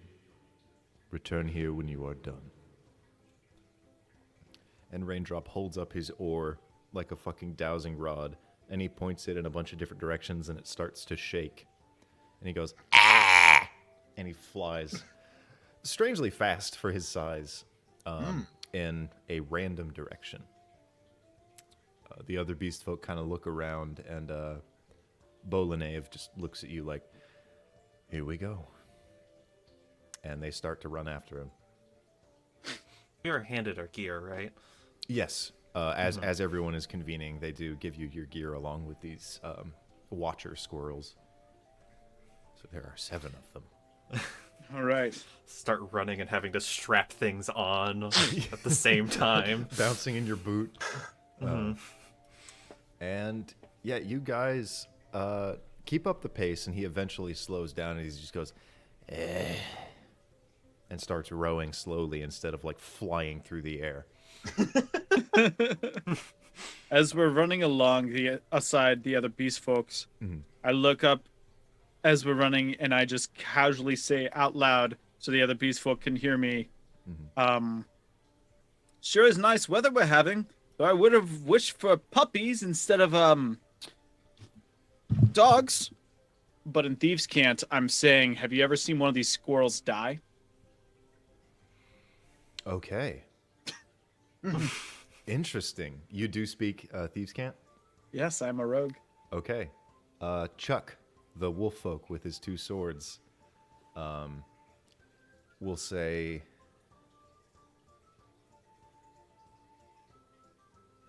I gotta put something together. You know, the problem with weather that has dogs is many of them fall into wells. And in Thieves' Cant, he is saying, yes, but not easily. All right. I'll just nod back to him, and I'll keep running. Does anyone react? Just horribly Talking about weather, confused. the skies are clear. What do you You guys know that's just a phrase, right? It doesn't actually rain cat and dogs. I've never seen it rain. Bolin Ave is like, yeah, well, isn't it cats and dogs? What the fuck are you talking about? Is there a lot of rain around here? I Is- haven't seen. Is that a thing that happens? Yeah, you rush for a little over an hour as you're running through the thick of the woods, and at about the 20-minute mark, let's say you reach the edge of the woods in whatever direction you're running. So the trees start to get sparser and sparser, and then suddenly you're in an open. Where are you? I'll let you guys pick. Or, obviously, at any time that I prompt, if there's like, one person watching, whenever I prompt the party, you guys are welcome to add suggestions, and I'll likely take most of them. But yeah, Okay. you exit the forest. First thing that we see when we exit the forest is we have to stop running immediately because there's a cliff. Okay. Yeah, at the edge of the forest, just as the trees are getting less and less thick, you see Raindrop swim through the air with his little oar, and then he goes over the edge of the cliff, and he looks down like he didn't even realize he had. And he looks back at all of you and goes, "Ugh." Let's add a couple other details before we begin. Beyond the cliff, you can see it's starting to like turn into desert as it extends out. Okay, we have reached the sand pits. Ooh. It's a strange arrangement. Down a fun little thing is down like along the face of the cliff. There are just like trees that are still growing. They just curve up. Okay. Yeah. It's just the forest just changed directions.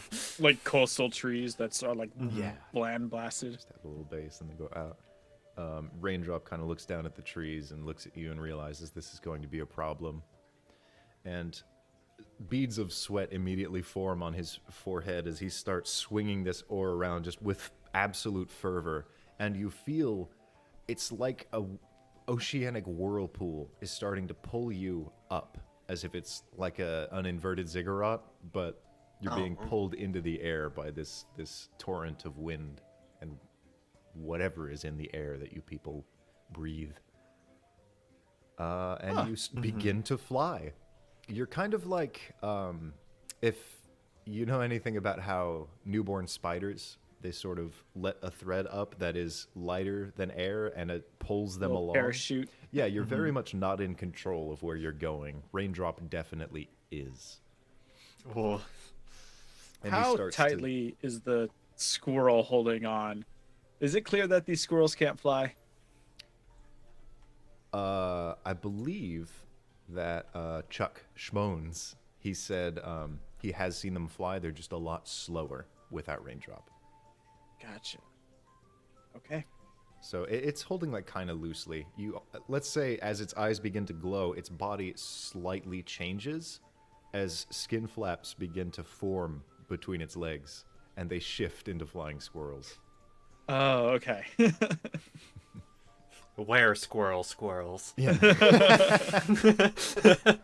They are squirrels that turn into nastier squirrels. All right, good to know. You guys begin to drift through the open air as you see just about nothing around you. And for 20 minutes, you're floating over the desert. You see strange creatures swimming through the sand, and you see large, massive-legged creatures walking along with bags of what look like fleshy water hanging from their stomachs. And eventually, you do see a shadow looming in the sky in front of you. And this is where we'll actually design what a cloud catcher is. Rai, do you have any presiding ideas, since these are made by Zark Industries?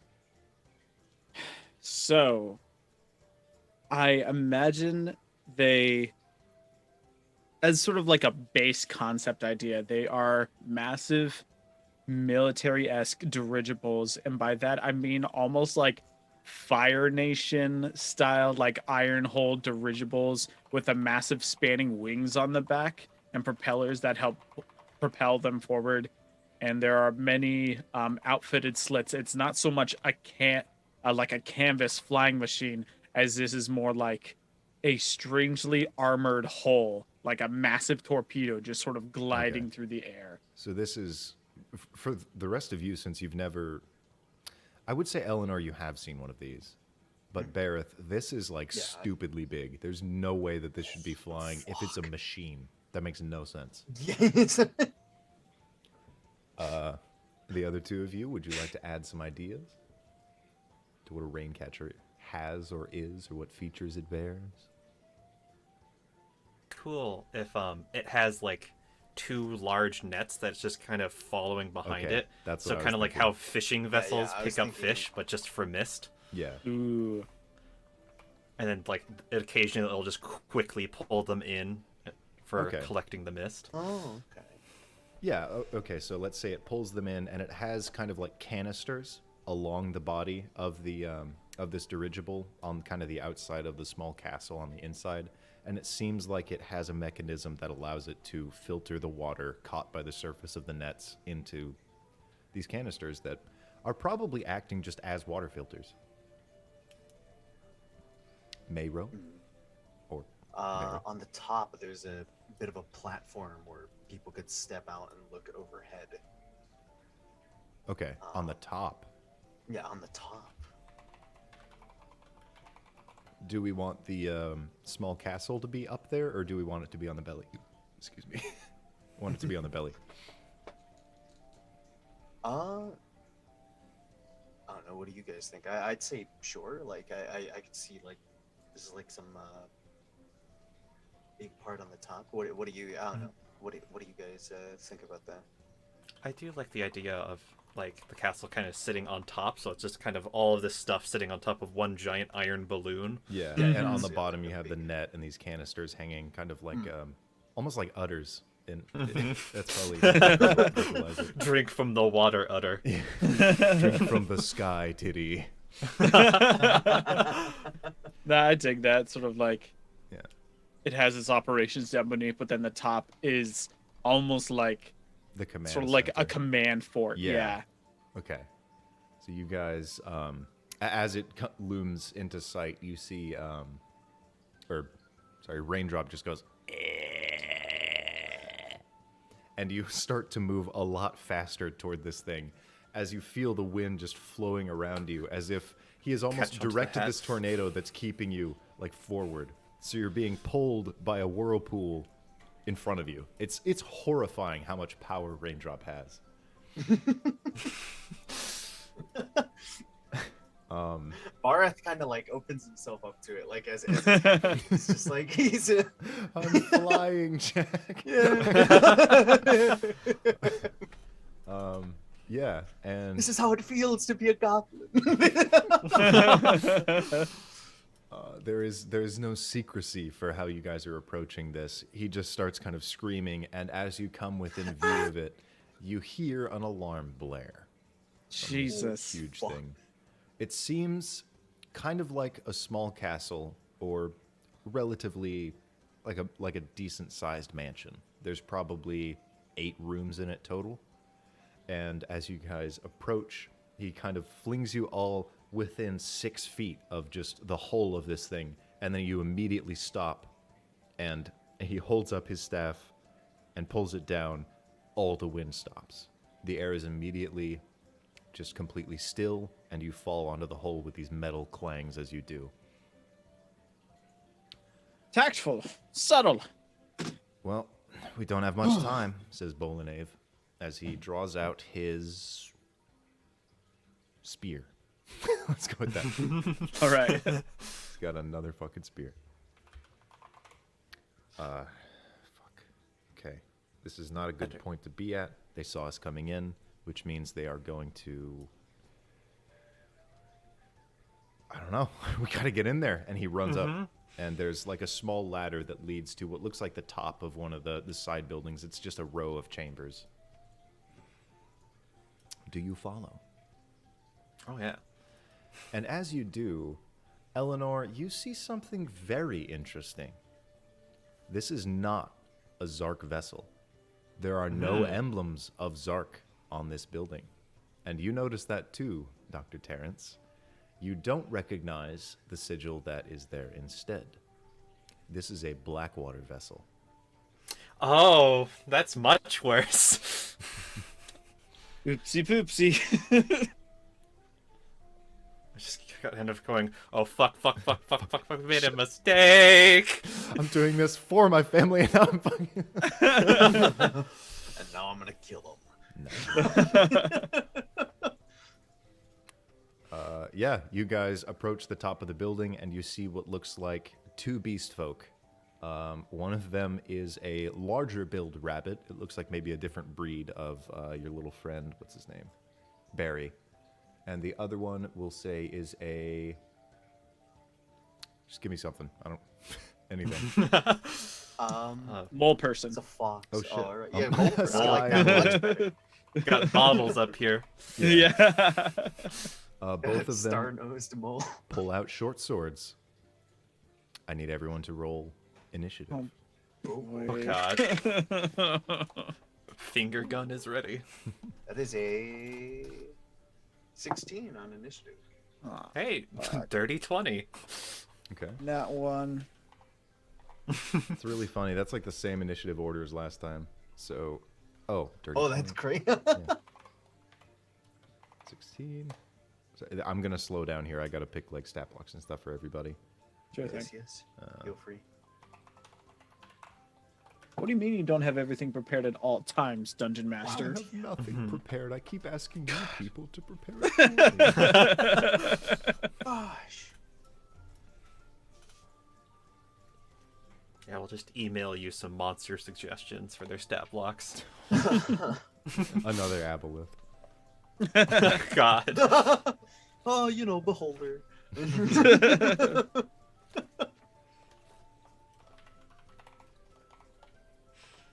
someone pull up the stats for a Blue Eyes White Dragon from Yu-Gi-Oh! And just send that in? Sometimes God, there's what, 4 other stat people? block if I have to make something up. It's like, yeah, he does 2d6. Okay, so we have. Got a 6. Time for bunny versus bunny violence. I gotta find people's names too. So we have Goes fast as fuck. Chuck and Barnett.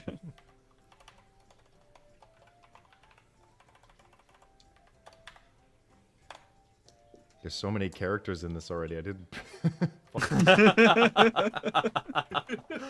Much bigger initiative order. Yeah. Love to see it. That moment as a DM where you're like, oh shit. Yeah. So many NPC. It is at that moment you must decide. Does everybody get their own initiative? Or is the players monsters allies? All right, players, you take care of the allies. I Crack will, monster. however, give each of you control of the squirrels for as long as they are your allies. Oh, okay. They can Yeah. cast any cantrip. Any cantrip. Really? Yes. At what level? First. You guys are level 1. I'm not gonna like just blast everyone to bits. Oh, Eleanor, 9th level. you are first. Oh, yay. When did the squirrels act? They all act on your turn. Sweet. I guess being rabbit, I guess I'm probably running a little faster than everybody else. Okay. And just a little bit ahead. You can of, tell that the other rabbit is like picking up on this. They're very afraid. They did not expect this at all, you can tell. And I'm just gonna like, oh fuck, okay, sorry, and I'm gonna just aim, like, I have my hand in a finger gun shape, and then with like the huge like slingshot mechanism behind it, and just Yeah. kind of put the thumb down at their like lower part of their leg, and that will be like, that's like the release mechanism for this burning piece of flint as Okay. I cast firebolt Okay, yeah. just at their leg. Roll the hit. I don't want to kill the guy. Ooh, natural 1. Yeah, no, the firebolt just slams into the metal and barely warps it at all. It is just like steaming hot now. It's Warning shot? They're not taking it. The rabbit immediately jumps into the air, and as it flies above you, is going to try and stab at you with a spear. 8, 10, 11. That misses. Okay. Yeah, their acrobatics take a bit too much priority of their move, and they manage to miss. They land behind you and turn, preparing to strike again. It is Raindrop's turn, and he just goes, "Ah!" And immediately the mole folk flies off the vessel. Holy shit. Oh, It is Barnaby's turn, and he is going to turn to Raindrop and try and crush him with his hammer. Oh, reaction. That is a... Oh my god. Yeah, that's going to hit. So we're looking at... going for raindrop. I see. Yeah. Uh, Doesn't do a lot of damage as he like kind of... He uses the air pressure of the force of the hammer to get out of the way a little bit, but it does nick his arm and he takes 4 damage. I would like to use Will of Virtue, my racial ability. Ooh. Okay, what does that do? I basically jump in and take the damage for him. For I take Raindrop? half damage. Yes. Okay. Oh no. You take 4 damage. Oh no. I This take is 2 going... damage. It gets halved when I take it. Okay. Yeah, Barnaby looks furious. Bareth, it's your turn. I would like to rage. Okay, how do you rage? Bareth basically just through the visor you can barely like make the yellows of his eyes. Mm-hmm. And He has you jaundice. just see him tense up very hard. Yeah. And I would like to grapple Barnaby. Okay. Yeah, I think that's an attack roll for you and a contested ability score for me. We're both doing athletics, correct? Or is it like I think, yeah, just go with athletics. Oof. okay, that will be in total 21. Yeah, he is completely thrown off by this. So, like, he is not prepared for you to just take the hit and then lunge at him and pin him to the ground. Let's say you guys are both prone and he is grappled. And, Chuck is going to attack you, Bareth. Oh boy. Wait, can I have my squirrel go forward or? Oh, shoot. Yeah, you guys haven't been using your squirrels. Pick a cantrip. I'm gonna use Eleanor, let's Eldritch just say Blast. that yours is waiting. I forgot that was a cantrip. Ass. Okay. Yeah, You said its it. eyes glow yellow, and you just hear this like electric static that sounds like a TV as this energy flies through the air. Make the attack roll. Let's go. That is. Do they have any bonuses to this? The squirrel. Let's give him a +2. That's standard for +2. That's 12. CR1. 12. Yeah, it slams into him, but he has really heavy, like I think, plate armor, so you can't really get. Squirrel past just it. like perks up. Pew! Yeah, static, like right into his face as you pin him down, but the armor blocks it. Yeah. Yeah, Chuck is gonna make a multi-attack. Go for it. Fuck. Yeah, both of those hit. That's not good. Yeah. Can you not die? I'm raging, so I'm hoping not. That's 7 total damage. 7 total. That is Yeah. 3 damage. As both of his swords, like he pulls it out, and as he's pulling it back, he like throws one out of his hand, catches it with the other, and they both stab into you. Bareth, like you'll hear him grunt, but he's still holding on tight. And he's like screaming, "Why?" We had a plan. Barrett, god damn it! It's There's a reason he was Bolinter's. quiet. Or not Bolinter. It's Bolinave's turn.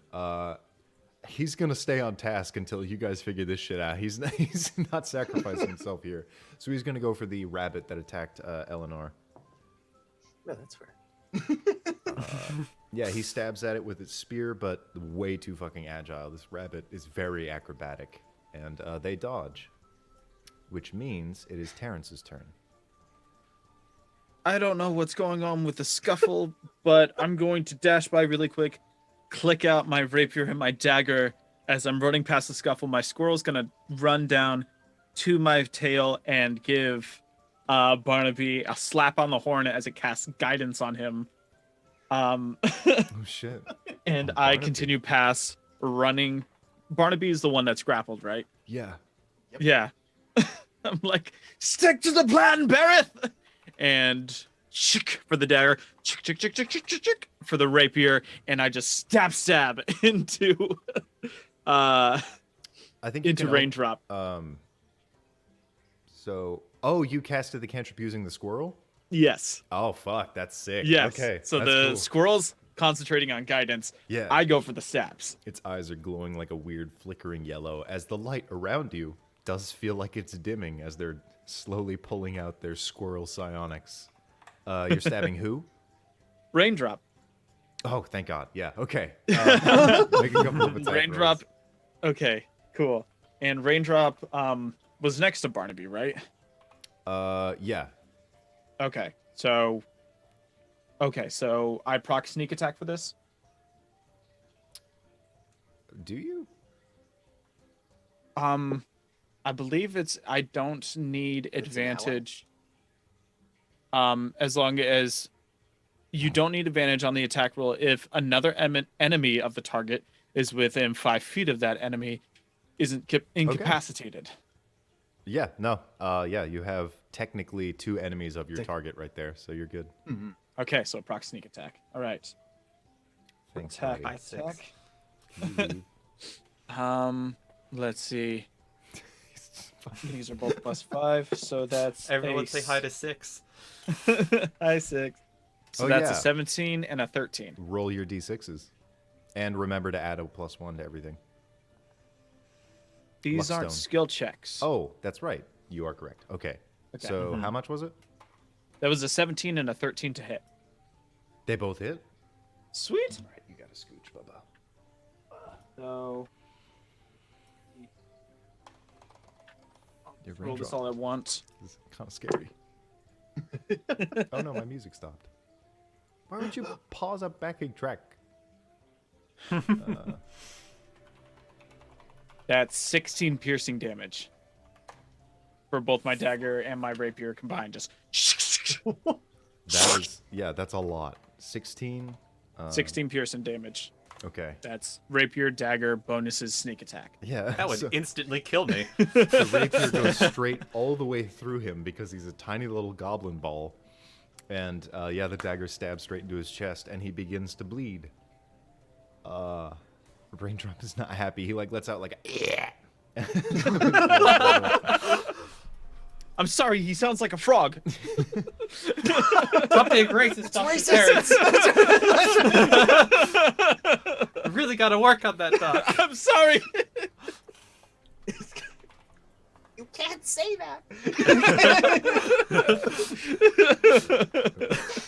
The only thing that Raindrop says is, "That's very rude." Racist. I'm not attacking you because I'm prejudiced. Cancelled. No, I'm sorry. Looks at his phone, Twitter. Hashtag cancel Terrence. Are beast folk exclusively mammalian? I mean, what constitutes a beast at that point? All right. Oh, boy. Yeah, at the top of the round, a jaguar folk and a frog folk emerge from the small castle that you guys are trying to invade. It seems like they have found your location based on the sirens and are joining the fight. Top of the round, Eleanor. The rabbit is ready to stab at you again. Oh, god damn it, more people. Fuck. Okay. Sorry again. And then do the fake finger gun Okay. at his leg again. All right. Firebolt. Yeah. Roll to hit. Does a 14 hit? Does not. This rabbit is very, very agile, so that one actually would have connected, but they're like ducking and weaving through this whole combat just trying to take you out. Squirrel, do it for me. What are they doing? Cast and firebolt. Oh, it's like learning from you, and it like pulls the energy, flashes, the darkness dims the light even further, and another one flies. Make that attack roll. That's a +2. +2.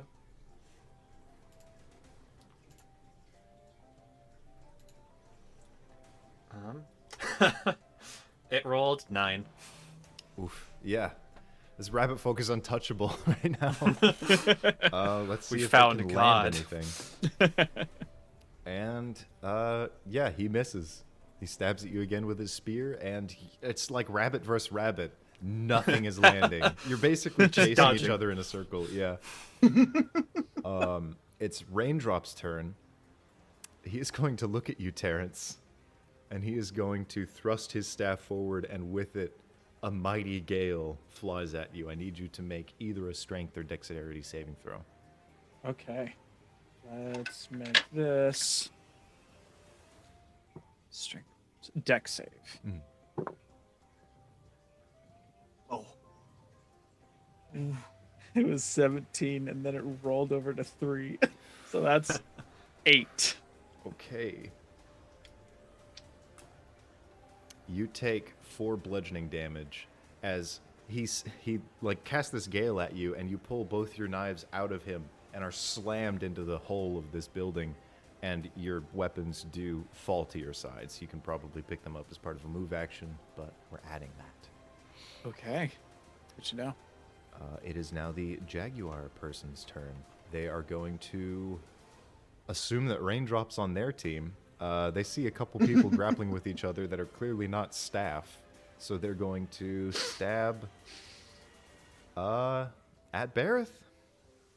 Or no, there's one person directly interacting with another employee. They're going for Eleanor. Oh fuck. Within that one. Oh. So he has like a full-fledged rapier, and he does like a straight-up finesse with it. He's flinging it around his hand, and then as he runs at you, he tries to do one more, and he drops his sword, and embarrassingly just goes over like, pick it up. He's completely flushed, and he just fails his attack. Barnaby is gonna try to get the hell up. He has guidance. Yes, he does. Try. It's a +4, so that's 10, 3, 13 plus 2, so 13, 14, 15. Beat a 15, keep him down. beat a 15. I have advantage. Fuck. That is a, that is a dirty 20. Damn. He is like wrestling. This is a huge rhino that you're a hobgoblin. You're not as big as him. You're like pinning him down. You're He's using, like- fighting maneuvers. He's basically got him in like a lock. It's like arms right behind his back, and he's just kind of like just holding tight while he's Yeah. trying to basically pull his arms apart. He's struggling. Your rage alone is like keeping your body together, because his strength should be like pulling muscles out of your body. It's like a crocodile. see All Borat the just closing super power, no tense. opening. It's your turn, Bareth. Get off.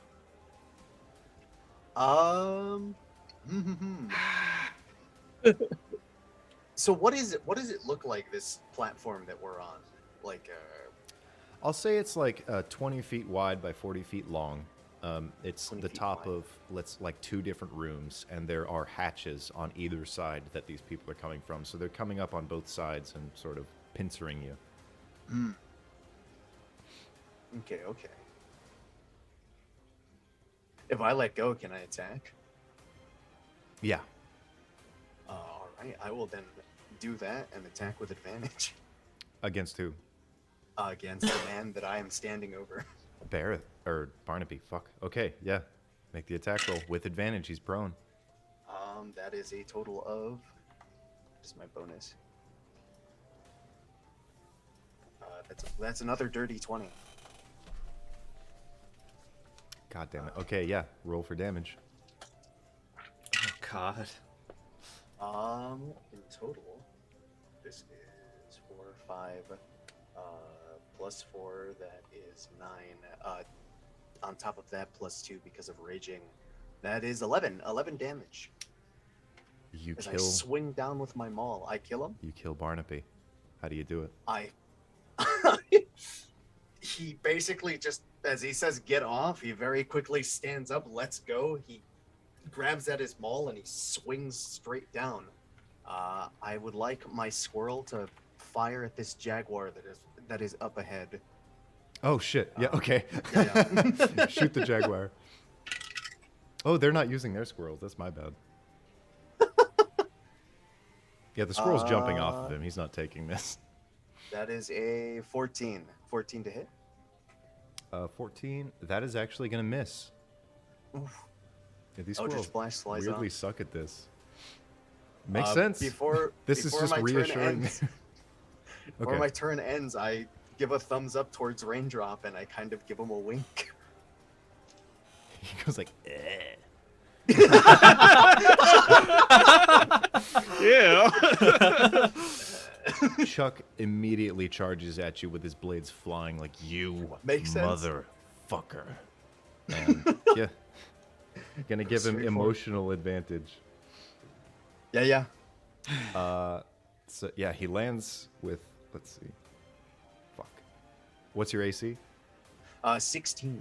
Yeah, he's gonna land with both attacks. Go for it. That is another 7 damage. 7 damage. 3. He's stabbing at you, and you can tell like his face is just completely gone. He is in a state of absolute shock. Mm-hmm. You killed his hubby.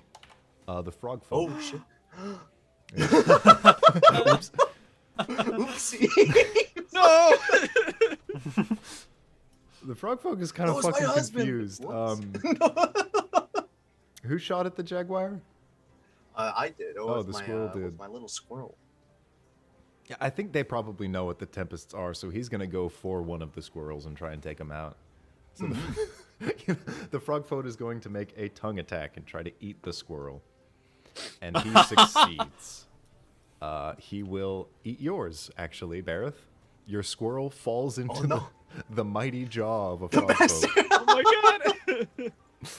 god. It's Bolaneve's turn. He's happy the frog folk's picking him off, so he's gonna go for the jaguar here.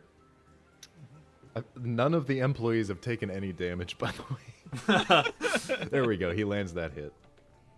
That's gonna be a fucking goddamn it. Yeah, it's a wide swing, but he does land a hit. Terrence. Chaos is ensuing, There's now 3 tiers to this battle. and Raindrop is still fucking here. He's still here. God damn it.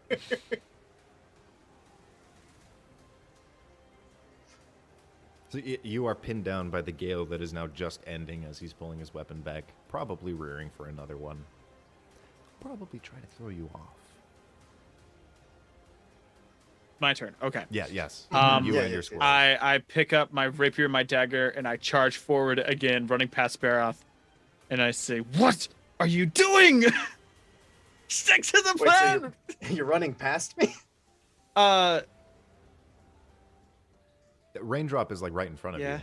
So Oh, okay, yeah, he's let's right. say you Okay, shout this okay. at him as you are attacking Raindrop.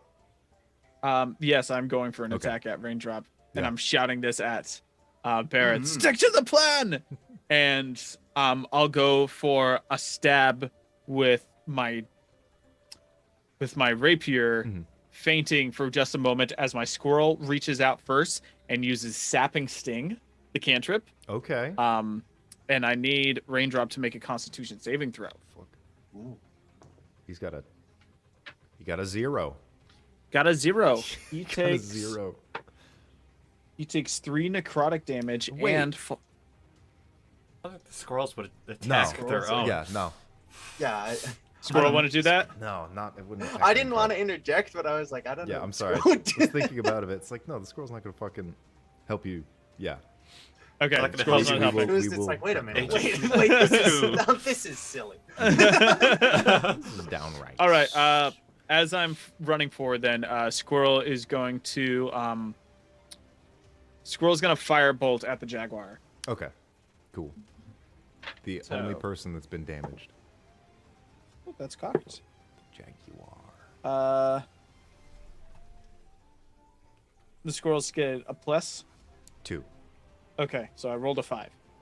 Okay. So 7 Nothing. for the firebolt. Yeah, I figured. Firebolts are just flying constantly off this ship. Okay. Top of the round, Eleanor. That was Or- just a squirrel's attack. I'm still Oh, I'm gonna sorry, go yes. stab. Okay.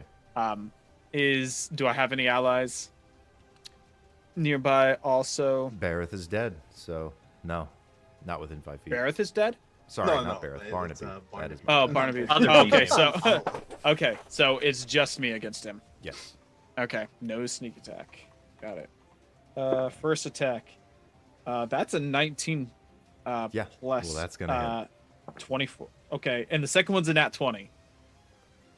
Okay. Can you do 8 damage?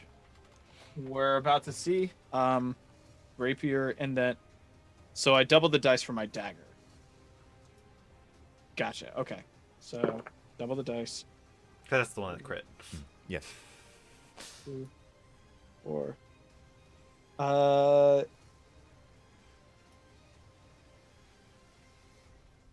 That's 14 piercing damage. Okay, yeah. I take a reaction.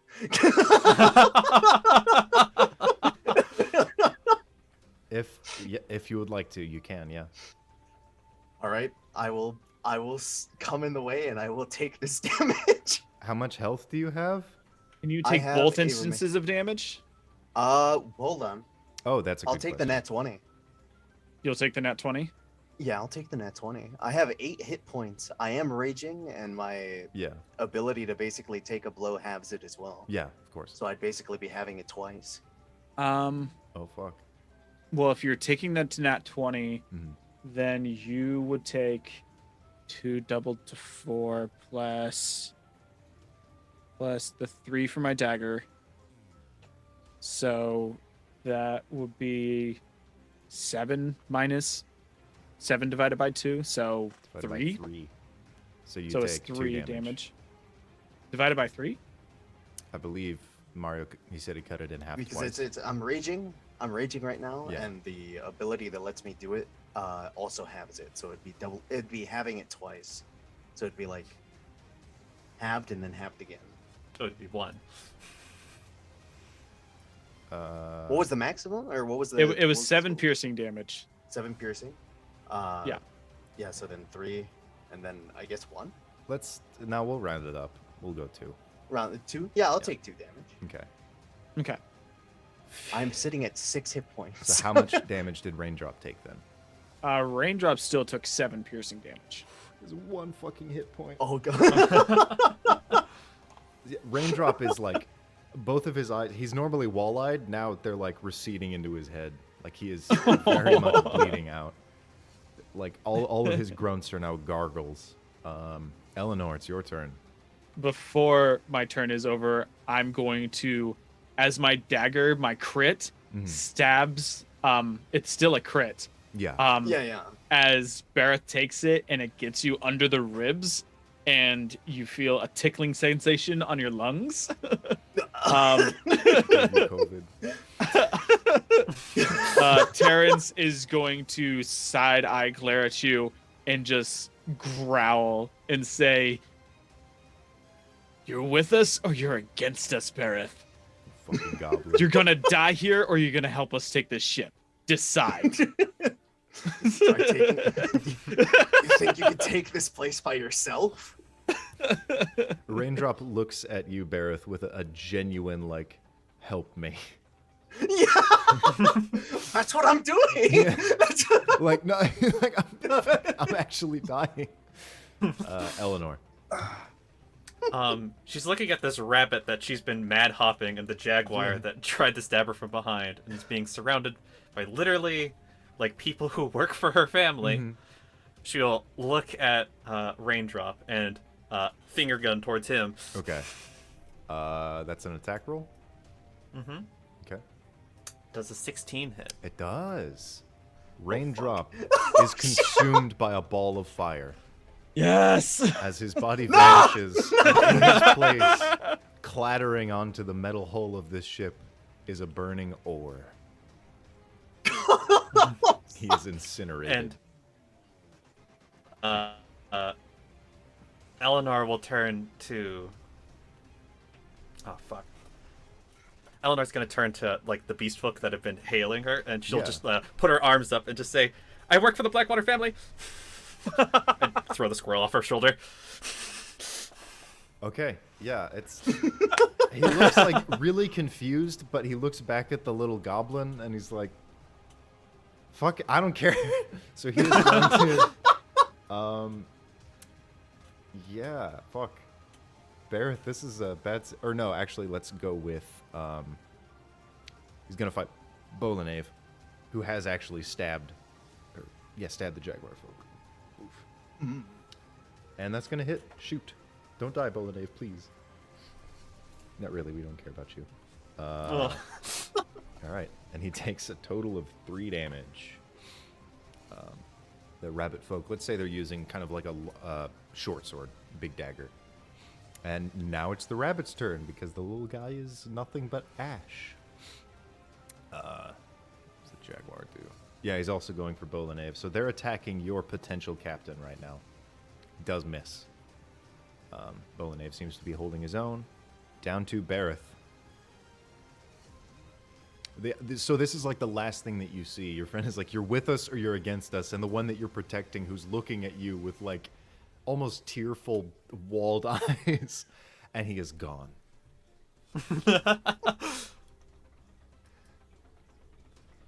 You will see a genuine tear roll down from Barek's eye. Like he Rolls off his cheek out from the helmet. you just see like a tear come down. He's just like, damn it. I think we give both you and Chuck. We're not actors, but they're definitely like screaming in agony. Yeah, there's definitely like a moment. Like when that happened, there was a genuine no. Why did you kill my brother? Yeah. What do you do? How many of these opposing people are here with us? Like We have the rabbit, the jaguar, and the frog folk. okay.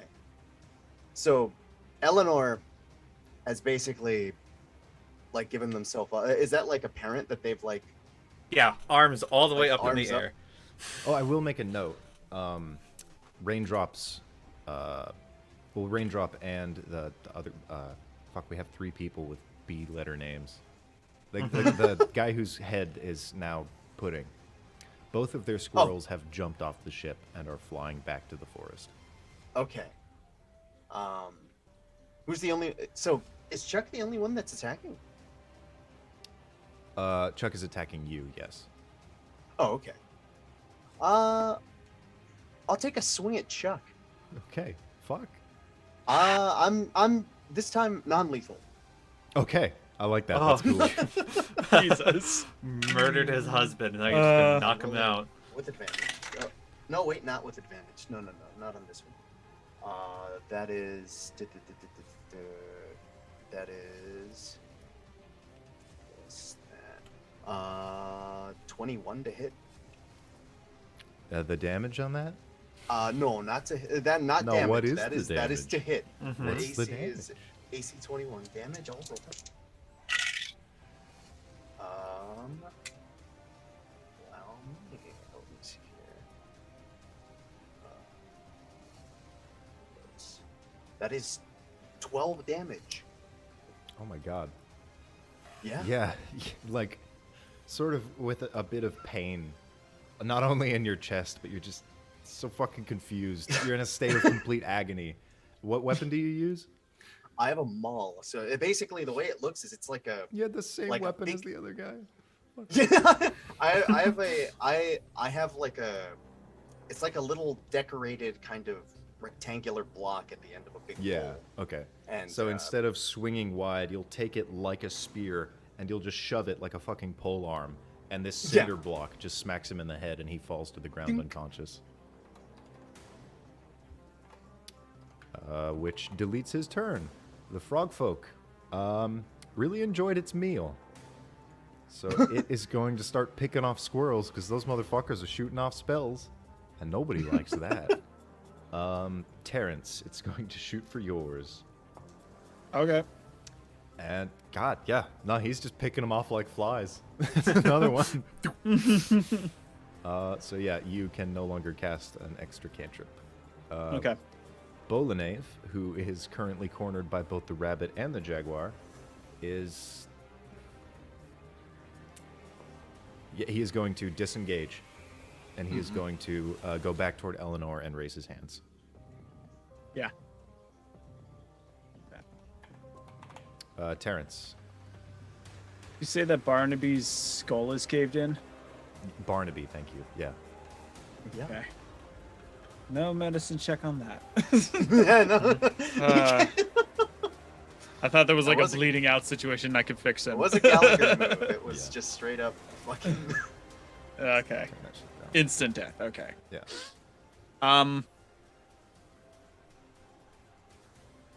The squirrels that are flying away, are they totally out of sight now, or?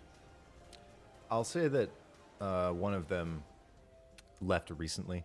Like, it was barely able to jump off of raindrop as he fucking detonated, so it is 20 feet away.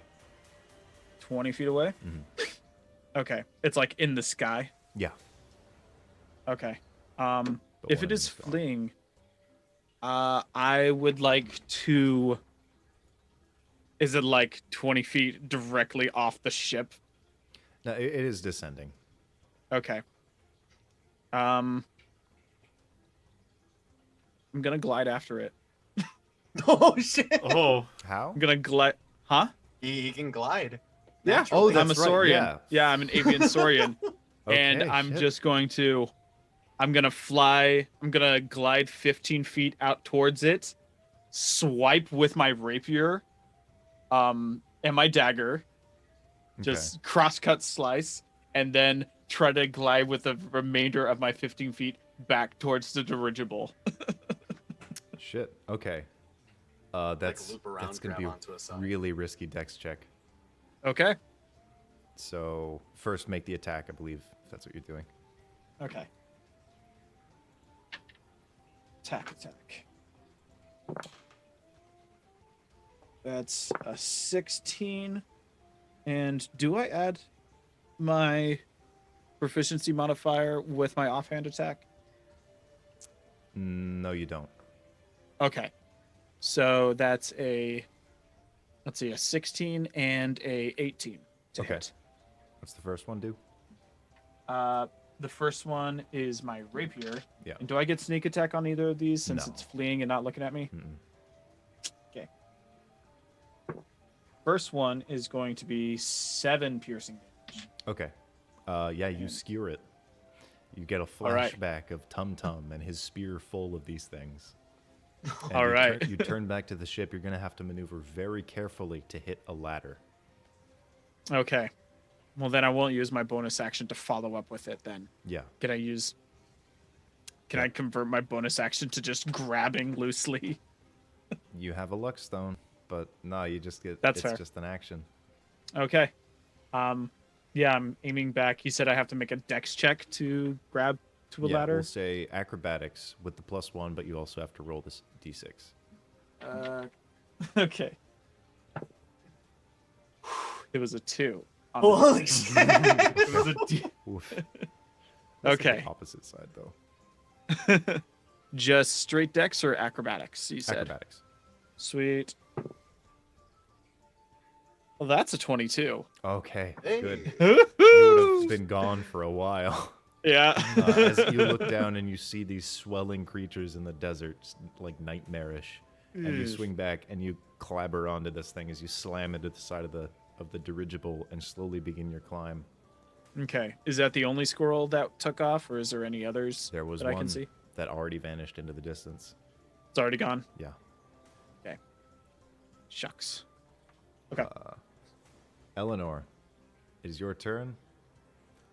with her arms up and the squirrel still on her shoulder, she'll just reach down, grab it, and then just throw it towards the frog.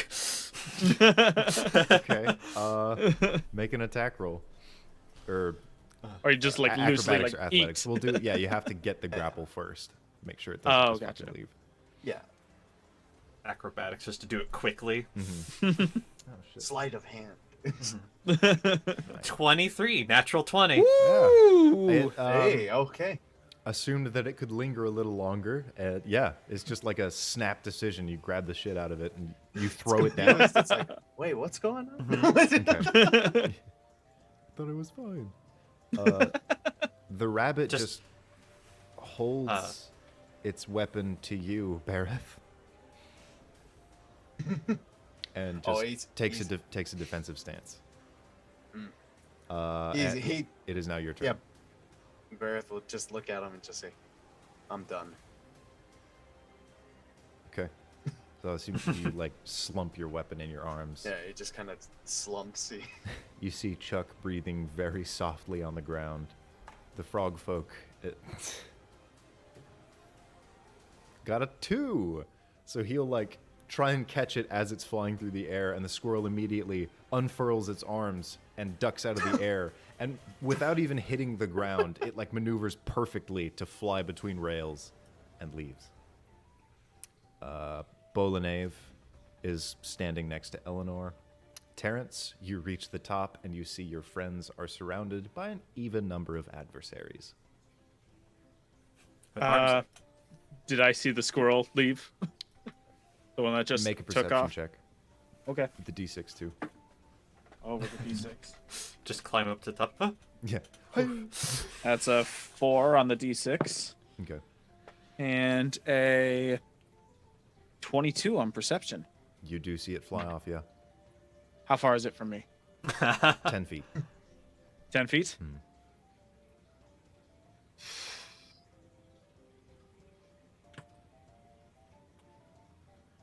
You do know that one has already gotten away.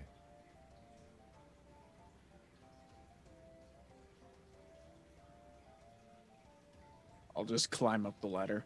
Okay. Head back towards the others. And you surrender? Yeah, I'll sheathe my weapons, put up my hands, and I'll say, I'm sure we can settle this over a glass of water, and maybe some blackberries, which is thieves' cant for. I've worked with Blackwater before. I'm cool. Okay. I'll say that neither of these low-level guards are familiar with Thieves' Cant. Damn. Oh. With a shot.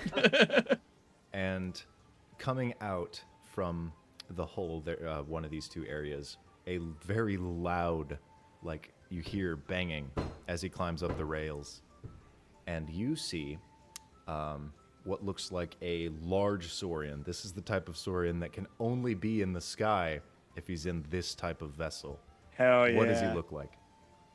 He is first thing that you see as he emerges coming out the top is a large plated crest that sort of swells off the back of his head that ends in various what appears to be sharpened horns.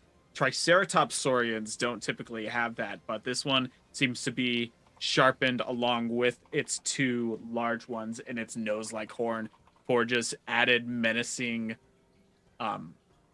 just appearance. And Okay. he's decked out in not plate, but what appears to be leather that has been interwoven and replaced in some places with very sturdy chainmail. It's like this sort of piecemeal of just the sturdiest shit he could find.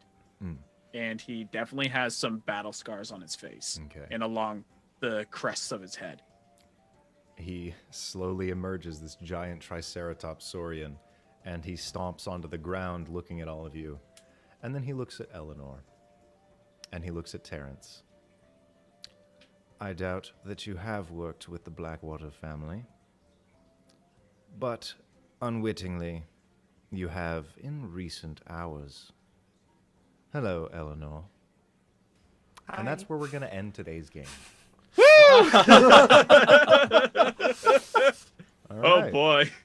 Cool. Well, thanks for watching. Those of you who are watching the VOD, that's always equally appreciated. The support is nice. And I think we're going to keep going with this silly little plot for a little while.